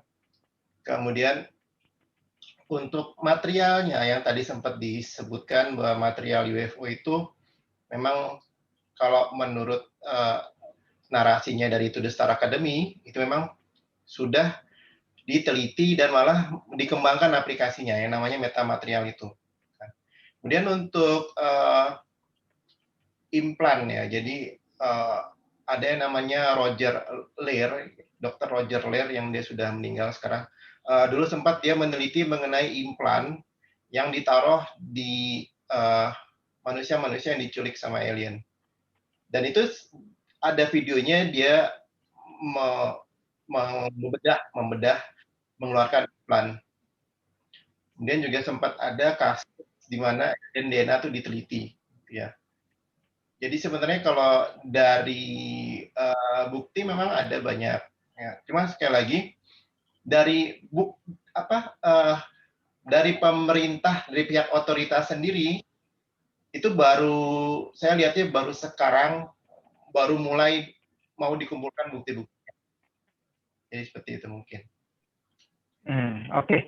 Nah, ini tadi disebutin high profile figur ya, seperti Presiden Amerika dan sebagainya. Saya jadi ingat gitu beberapa waktu lalu gitu, Menhan kita gitu ya, di wawancara sama Deddy Corbuzier itu ada pertanyaan juga nih. Nah, kebetulan ada teman-teman yang nanya juga sebetulnya keberadaan UFO atau alien gitu ya, resikonya bagi kita itu seperti apa gitu? Apakah itu lebih ke arah threat atau malah bisa hidup berdampingan gitu? Oke, di sini ini kembali berdasarkan dari pemahaman kita mengenai fenomena ini selama sekian puluh tahun belakangan ya. Nah, jadi studi ufologi itu sendiri ada berkubu-kubu dengan aneka hipotesis. Nah, terus terkait dari ancaman ini, kalau yang paling jelas yang dibahas oleh si AATIP itu tadi, Advanced Aerospace Threat Analysis, itu bahwa si UFO ini punya kemungkinan threat terhadap security. salah satunya. Ada beberapa bisa dibaca di reportnya gitu. Nah, karena ngelihat ada kemungkinan threat ke arah sini yang serius, kemudian si pihak pengaju ini kemudian mengajukan bahwa yuk kita pelajari lebih dalam sebenarnya seberapa real gangguannya ini, kemungkinan threat-nya gitu. Nah, terus kalau misalnya kita bicara mengenai kubu lain nih, ada kayak misalnya kontakti ini adalah orang-orang yang mereka ngakunya itu bisa berkomunikasi dengan para aliens. Ini ada yang bilang bahwa sebagian dari mereka itu datang dengan damai. Banyak dari mereka sebenarnya wujudnya itu fisiknya seperti manusia. Dan in fact, udah banyak yang hidup berdampingan dengan kita sehari-hari tanpa kita sadari bahwa sebenarnya mereka itu alien. Gitu. Nah, jadi di sini sendiri tersebar berbagai macam hipotesis, dan yang bisa kita lihat sekarang itu justru dari sini bukan menentukan mana yang benar mana yang salah, tapi bahwa sangat mungkin yang berinteraksi dengan manusia ini bukan cuma satu entity, bukan cuma satu spesies, bukan cuma satu golongan, tapi ada banyak, mungkin puluhan, ratusan masing-masing dengan niatan yang berbeda. Ada yang nyulik, ada yang katanya ngasih warning sama manusia, perkembangan teknologi lu ini udah ke arah yang salah, dan dari hasil yang kami lihat di planet kami sendiri, ini berpotensi untuk merusak planet kalian sendiri. Terus ada juga yang ngaku-ngaku sebagai Tuhan. Makanya ada juga UFO cult and so on gitu. Nah, jadi satu hal yang sebenarnya pasti di sini adalah yang kontak kita ini, yang berhubungan dengan manusia ini, nggak cuma dari satu spesies atau dari satu intention. Makanya threat-nya juga beragam. Oke, ini menarik. Kebetulan ini tentang gimana kita berkomunikasi ya dengan UFO, atau gimana mereka berkomunikasi dengan kita gitu ya. Di chat box ini ada pertanyaan juga nih. Biasanya itu kehadiran UFO itu kan selalu ditandai dengan crop circle gitu ya. Nah, apakah itu salah satu cara mereka untuk berkomunikasi dengan kita atau gimana gitu. Nah, terus kemudian ada juga pertanyaan, ada nggak kemungkinan bahwa dari kita itu malah justru mengundang mereka gitu. Nah, gimana tuh Kang Bayu atau Nugi? Nugi, mangga Nugi. Ya, kalau dibilang kehadiran UFO selalu ditandai sama crop circle, mungkin tidak selalu ya. Jadi malah kadang-kadang ada yang mengatakan yang crop circle atau muncul gitu saja gitu ya. Penelitian crop circle di Beta UFO itu menunjukkan bahwa crop circle tidak dibuat dengan cara-cara yang memakai gaya-gaya mekanik. Jadi metodenya itu bisa dibilang non-mechanical, dan bisa dibilang itu ya teknologinya canggih gitu ya. Pernah saya melihat ada video, sempat ada yang memvideokan crop circle, bukan video, ada yang bersaksi melihat crop circle itu berformasi. Nah, di sekitar situ ada cahaya-cahaya, ya, benda-benda bulatan yang bercahaya, dan ketika benda-benda itu ada di atas crop-nya, jadi terbentuk formasi-formasi crop circle. Ini juga masih misteri. Apakah crop circle itu sarana berkomunikasi ya? Berkomunikasi dengan siapa? Ada yang mengatakan, nah itu cuma art gitu. Ada yang mengatakan itu fenomena alam. Kalau saya pribadi mengatakan crop circle itu mungkin sekali cara berkomunikasi. Tapi dengan siapa itu saya tidak tahu. Ya, tidak tahu dengan siapa mereka mau berkomunikasi. Dari polanya itu menarik. Kalau Indonesia itu mirip seperti salah satu cakra ya, kan pernah ada tuh dulu. Yang jelas dari penelitian itu tidak menggunakan gaya-gaya mekanik untuk pembuatan crop circle. Mungkin itu dari saya. Mungkin ada tambahan dari Mas Bayu? Oke. Ya, silakan Kang Bayu kalau ada tambahan. Oke, crop circle ini menarik karena itu kembali studinya beda-beda. Ada yang studi secara fisik, ada yang studi secara nilai gitu. Nah, banyak hal yang menarik yang muncul itu adalah dia itu seringkali menyimpan pola matematis. Entah itu fraktal geometri, entah apa. Terus sempat juga ada yang isinya kayak barcode. Kemudian waktu dicoba dibaca si barcode-nya ini, gitu, ternyata isinya semacam warning, warning bahwa ada makhluk-makhluk sinis yang akan datang ke bumi, gitu.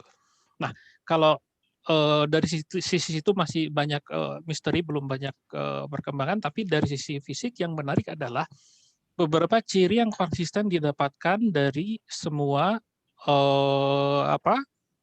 area crop circle di seluruh dunia itu adalah si batang gandum ya, karena bacanya di luar. Kalau kita batang padi atau batang gandumnya ini itu membengkok bukan karena tekanan mekanik, tapi karena ada jejak-jejak si batangnya ini dipanaskan secara cepat, kemudian ditekuk, kemudian didinginkan lagi. Karena bisa dilihat dari kadar CO2 yang kemudian meningkat sampai berapa ratus %, terus kerusakan bulir amidumnya, and so on, and so on. Nah, dari situ jadi kita lihat bahwa walaupun banyak yang ngaku, oh itu sebenarnya saya yang injek-injek pakai papan segala macam gitu. Nah, tapi bukti di lapangan itu beda. Untuk kasus yang Indonesia sendiri yang menarik nih waktu di Berbah Sleman tuh, itu sampai tim dari Undip ikut meneliti dan kesimpulan mereka adalah fenomena itu hanya bisa diciptakan dengan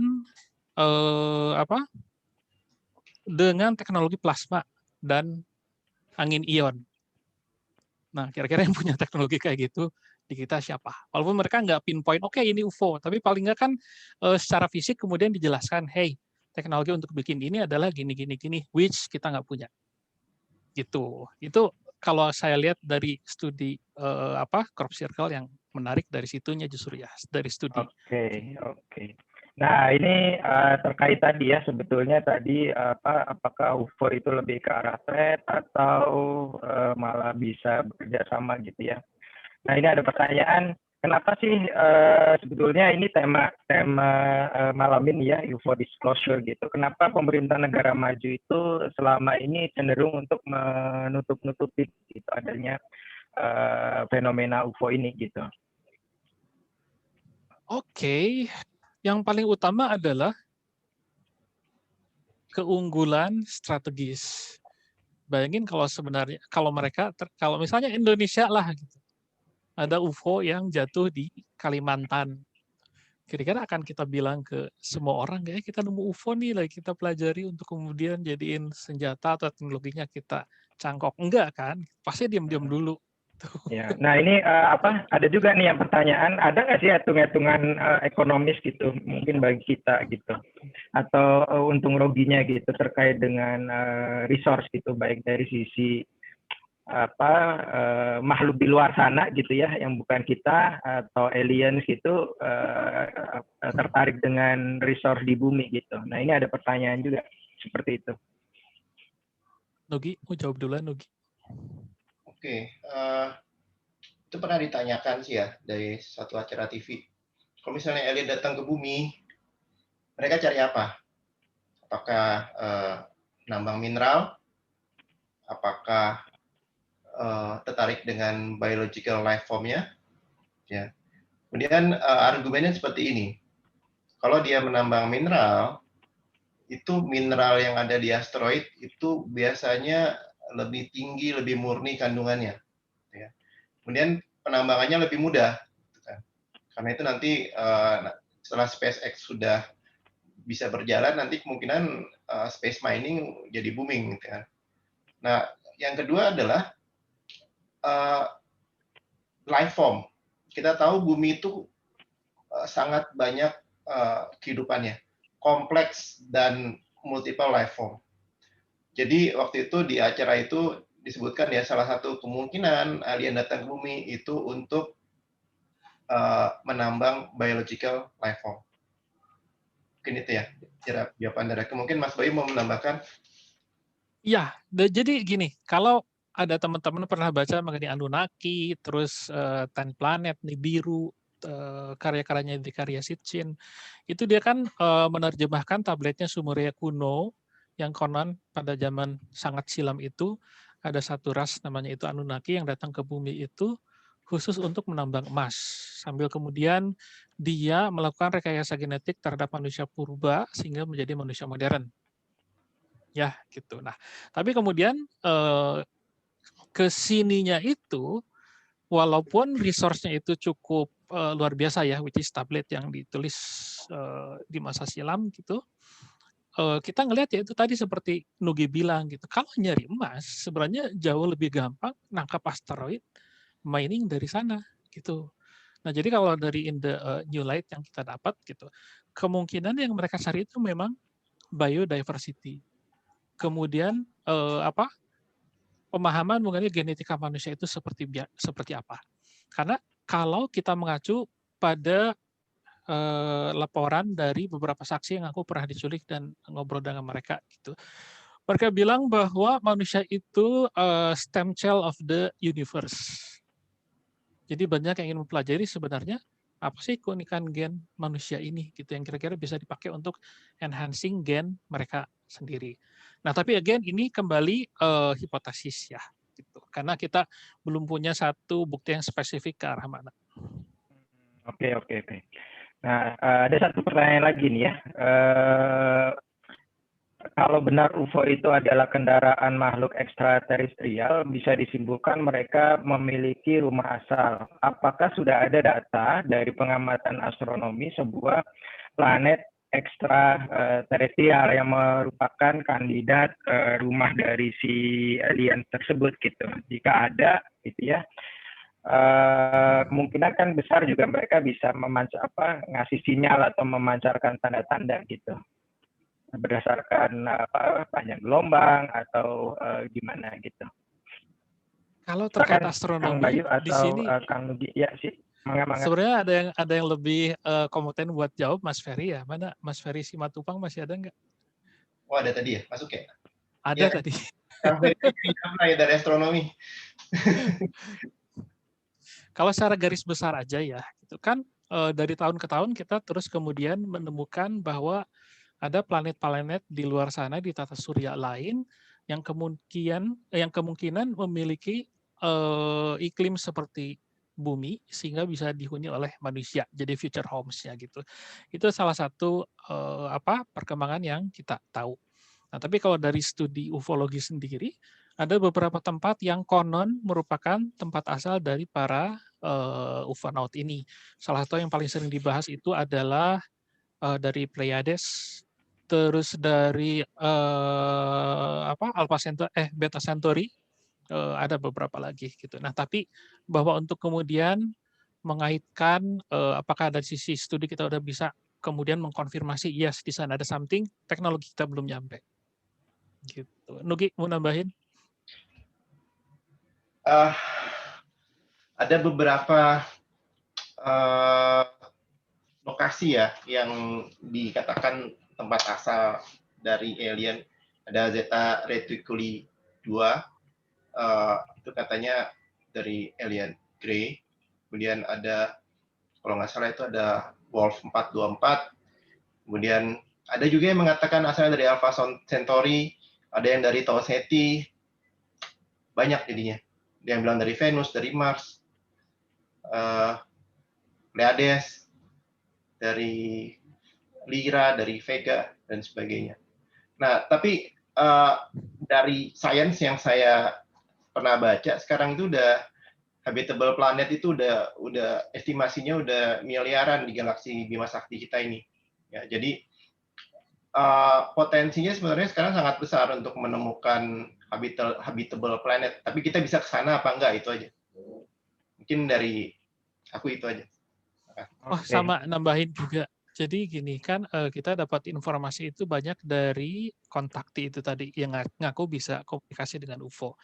Nah, salah satu trennya dulu di tahun 50-an itu mereka bilang itu datangnya dari dekat, dari Venus lah, dari Mars lah gitu. Nah, tapi seiring kita teknologi kita maju, ternyata di sana nggak ada apa-apa. Nah, satu hal yang bisa ditarik di sini adalah sangat mungkin mereka juga nggak jujur. Sama misalnya kalau kita lagi mau nyusup ke daerah musuh gitu ya, yang risiko ketangkepnya tinggi, kira-kira kita akan bilang nggak, oh saya wakil dari Indonesia, belum tentu.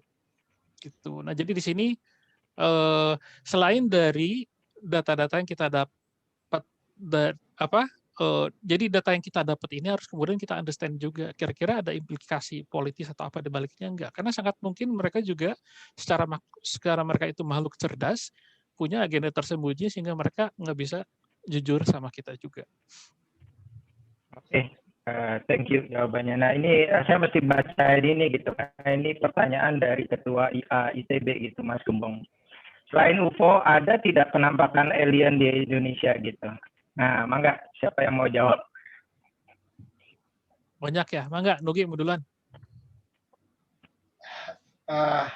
Ya, yang tadi saya ceritakan itu, ya kasus di Alor, itu penampakan ini aneh, dibilang alien kayak manusia gitu, kayak orang bule gitu kan, rambutnya putih, ya.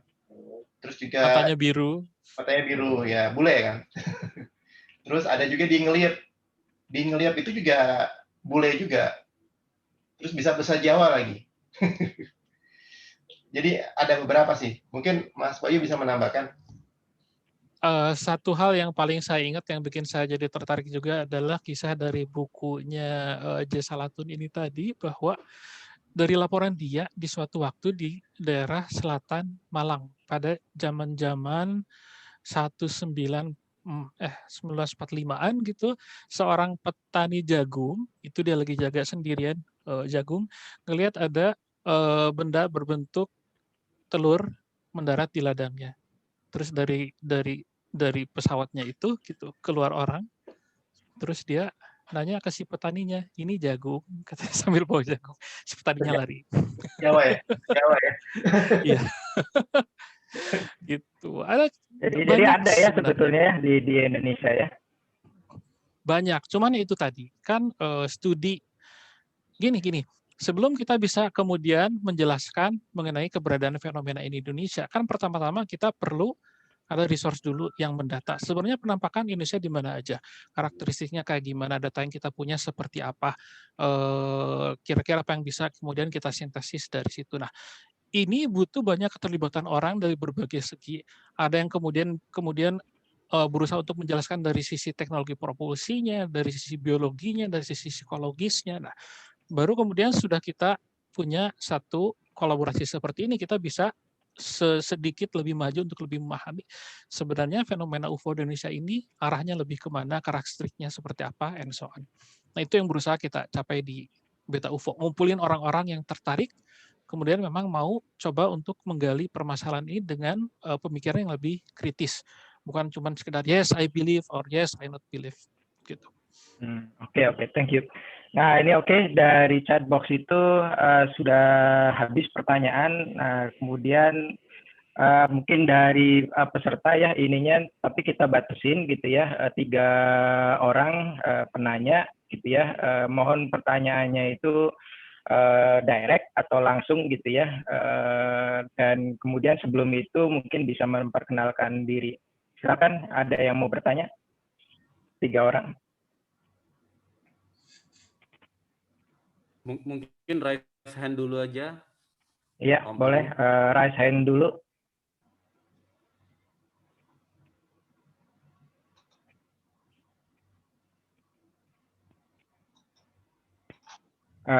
Belum ada nih, Aris, gimana?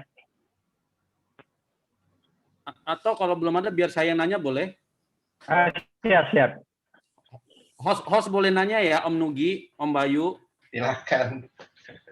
Oke. Silakan. Mungkin saya ke Om Bayu deh.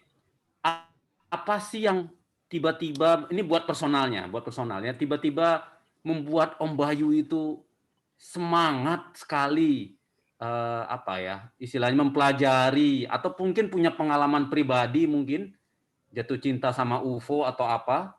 Nah, mungkin yang tiba-tiba membuat menjadi tertarik sekali mempelajari tentang UFO. Mungkin itu pertanyaan saya. Oke, kalau saya pengalaman pribadi ngelihat udah beberapa kali. Tapi yang sebenarnya bikin saya lebih tertarik itu adalah pada saat kemudian saya nyeritain pengalaman saya lihat gini gitu ke orang tua saya, ke saudara saya, teman saya, kemudian mereka nimpal. Oh iya, jadi ingat kayaknya dulu waktu tahun 60-an tuh, waktu Bapak masih di Tasik sepedaan, terus ngelihat ke arah Gunung Galunggung ada kapsul warnanya perak terbang. Nah, ini hal-hal seperti ini yang sebenarnya orang entah secara sadar nggak sadar coba untuk nggak inget lagi gitu, ternyata ke-trigger pada saat kita cerita pengalaman kita sendiri gitu. Nah, yang bikin aku tertarik jadi loh, kalau dari inner circle kayak gini aja ternyata ceritanya udah sangat menarik gitu.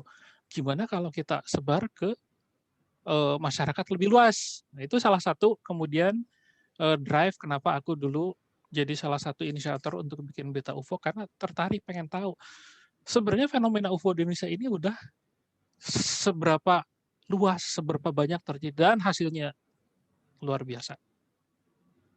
Itu Nugi silakan. Ya, agak mirip sih. Aku pengalaman melihat UFO tuh tahun 1990 di Puncak Bogor. Nah, ternyata sama, ada om gitu ya, waktu Lebaran ketemu, pas nyeletuk, om juga lihat di hutan kayu, katanya, waktu subuh gitu kan, ada UFO. Nah, terus sama teman kos waktu kuliah dulu juga sempat ngobrol berdua gini, aku juga lihat tuh dulu waktu pagi-pagi di Putri Duyung Cottage, ada banyak tuh. Ternyata emang ada beberapa orang yang melihat, tapi mereka tuh nggak mau ngomong gitu. Nah, setelah masuk ke forum UFO di internet, sering posting, terus malah ada beberapa orang yang sering curhat ke aku, Mas aku lihat ini, Mas aku lihat itu, dan ternyata emang banyak yang melihat fenomena UFO ini, cuma nggak mau tampil terang-terangan aja. Ya, karena dulu stigmanya itu masih sangat negatif, karena fenomenanya dianggap nggak ada. Jadi mereka yang kemudian mau berbicara mengenai ini itu ada stigma takut duluan gitu. Bahkan di zaman dulu kalau ada pilot penerbangan komersial yang lapor mereka lihat UFO itu, salah satu hal yang paling mungkin mereka dipecat dari maskapainya gitu, kemudian di blacklist gitu. Nah, jadi kembali ke arah si disclosure tadi ini yang sekarang sedang terjadi, kita harapkan ke depannya bisa banyak data-data yang lebih komprehensif untuk bisa kita pelajari. Oke, terima silakan. kasih. Oh ya, gimana? Aris. Yo, Mas Kodrat. Ya, Mas Kodrat. Terima silakan. kasih, Mas Kodrat. Ya. Silakan, Mas Kodrat. Pertanyaannya. Kodrat, masih mute, Mas Kodrat. Mas. Halo, pecat. Halo? Silakan. Gimana kamu? Iya. Iya, selamat malam semua. Selamat malam. Saya ingin optimis nih dan sedikit oportunis. Ini misalnya katakanlah apakah threat atau bukan, kira-kira opportunity-nya apa nih ke depan? Apakah jadi penyalur tenaga kerja bumi ke planet lain atau jadi jualan mereka fuelnya apa sih? Plutonium atau bagaimana ke mereka gitu. Kalau mereka cari misalnya plasma nutfah gen atau apakah kita bisa jualan genetika ke sono atau apa begitu kira-kira, biar ada transaksional lah kira-kira gitu. Thank you. Okay. Silakan langsung dijawab. Mas Nugi mau coba jawab? Iya. Jadi maksudnya mau transaksi nih sama aliennya ya. Kalau iya, kalau misalnya ngelihat dari minat mereka tuh mungkin lebih ke biological ya. Jadi kalau ya mungkin bisa aja transaksi sama alien gitu kan. Mereka mungkin tertarik dengan produk-produk agrikultur seperti itu ya. Terus mungkin bisa jualan air juga kan, air sesuatu yang unik gitu kan. Ya kan ada beberapa UFO juga dideteksi berada di danau ngambil air ya dan sebagainya. Mungkin itu aja dari aku.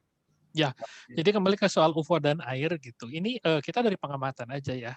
Dari sekian banyak data yang udah dikumpulin sama Project Blue Book, itu sekitar 70% kalau nggak salah UFO itu teramati berada di dekat air. Entah di atas air, entah dalam air, entah lagi ngambil air gitu. Jadi ada satu ketertarikan khusus buat mereka dengan air.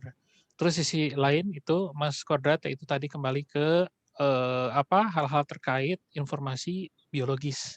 Nah, terkait ini juga ada hal yang menarik itu lebih ke arah konspirasi teori kayak Majestic 12. Kalau silakan cari nanti Majestic 12 pakai J, Majestic 12. Nah, itu teori konspirasi yang bilang bahwa sebenarnya pada tahun 50-an 60-an itu pemerintah AS sudah bekerja sama dengan beberapa ras alien setuju untuk pertukaran teknologi dengan dari kita sendiri itu untuk kontribusinya adalah merelakan beberapa orang untuk di studi secara medis. Gitu. Oke, thank you Kang Bayu, Kang Nugi, terima kasih. Ya, Kodrat. Oke, ada pertanyaan lagi? 2 orang lagi? Satu orang lagi ya berarti ya, karena tadi satu pertanyaan dari Aris, yang kedua dari Mas Kodrat, satu lagi. Nah, kalau enggak, ini ada pertanyaan di chat box nih, pertanyaan terakhir kali ya sebelum kita akhirin. Itu benar nggak sih, kira-kira sih begini, benar nggak sih bentuk aliens itu seperti yang di film-film gitu, di Men in Black atau gimana gitu? Nah, silakan, siapa yang mau jawab nih? Nugi mau jawab. Bentuk kalian tuh banyak ya.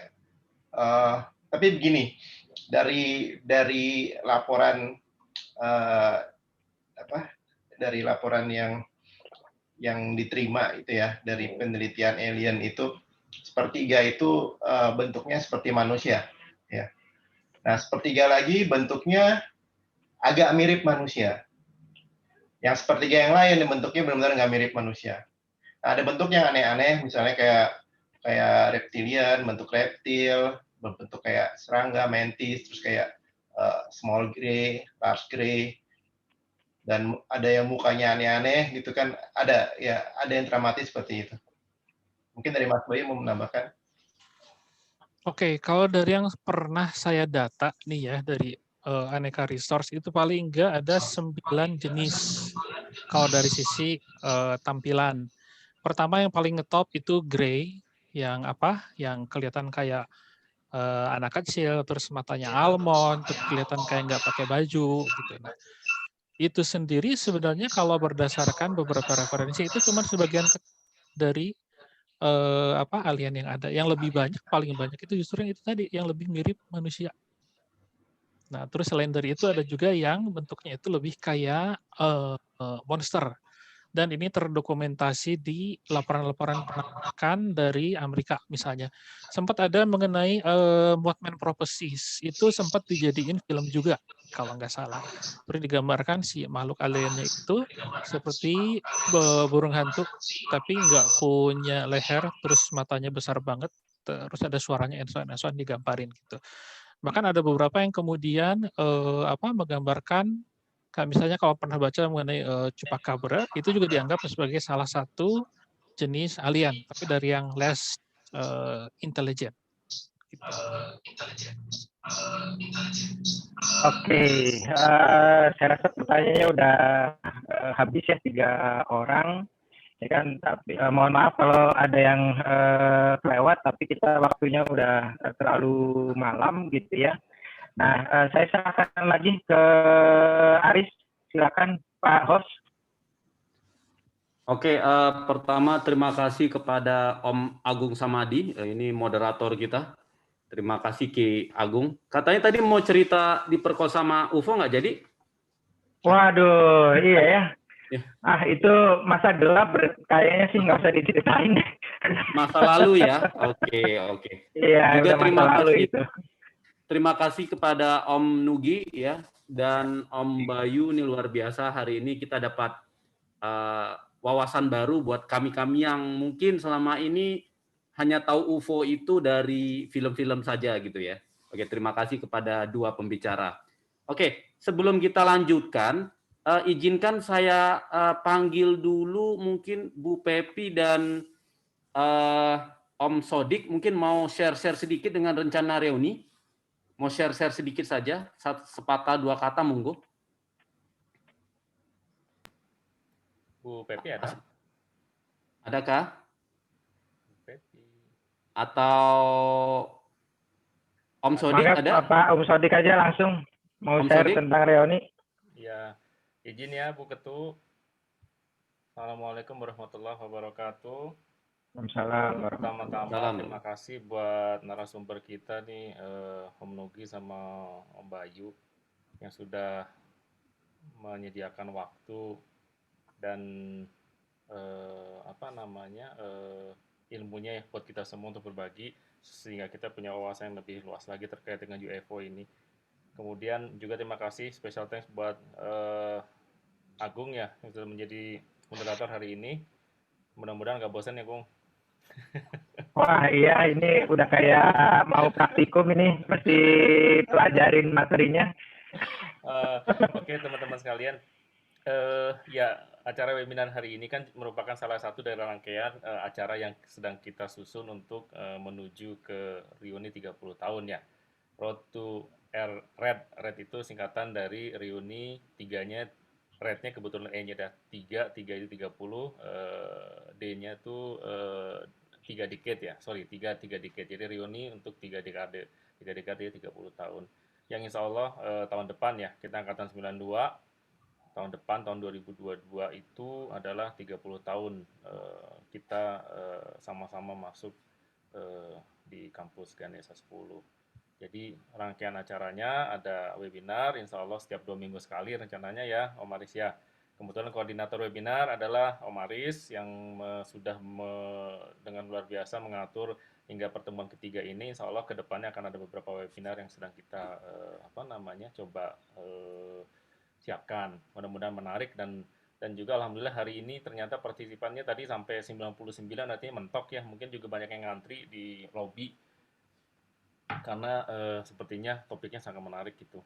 Mudah-mudahan next time kita bisa menyediakan tempat yang lebih baik ya, lebih besar lagi sehingga nanti partisipan juga bisa lebih banyak lagi gitu.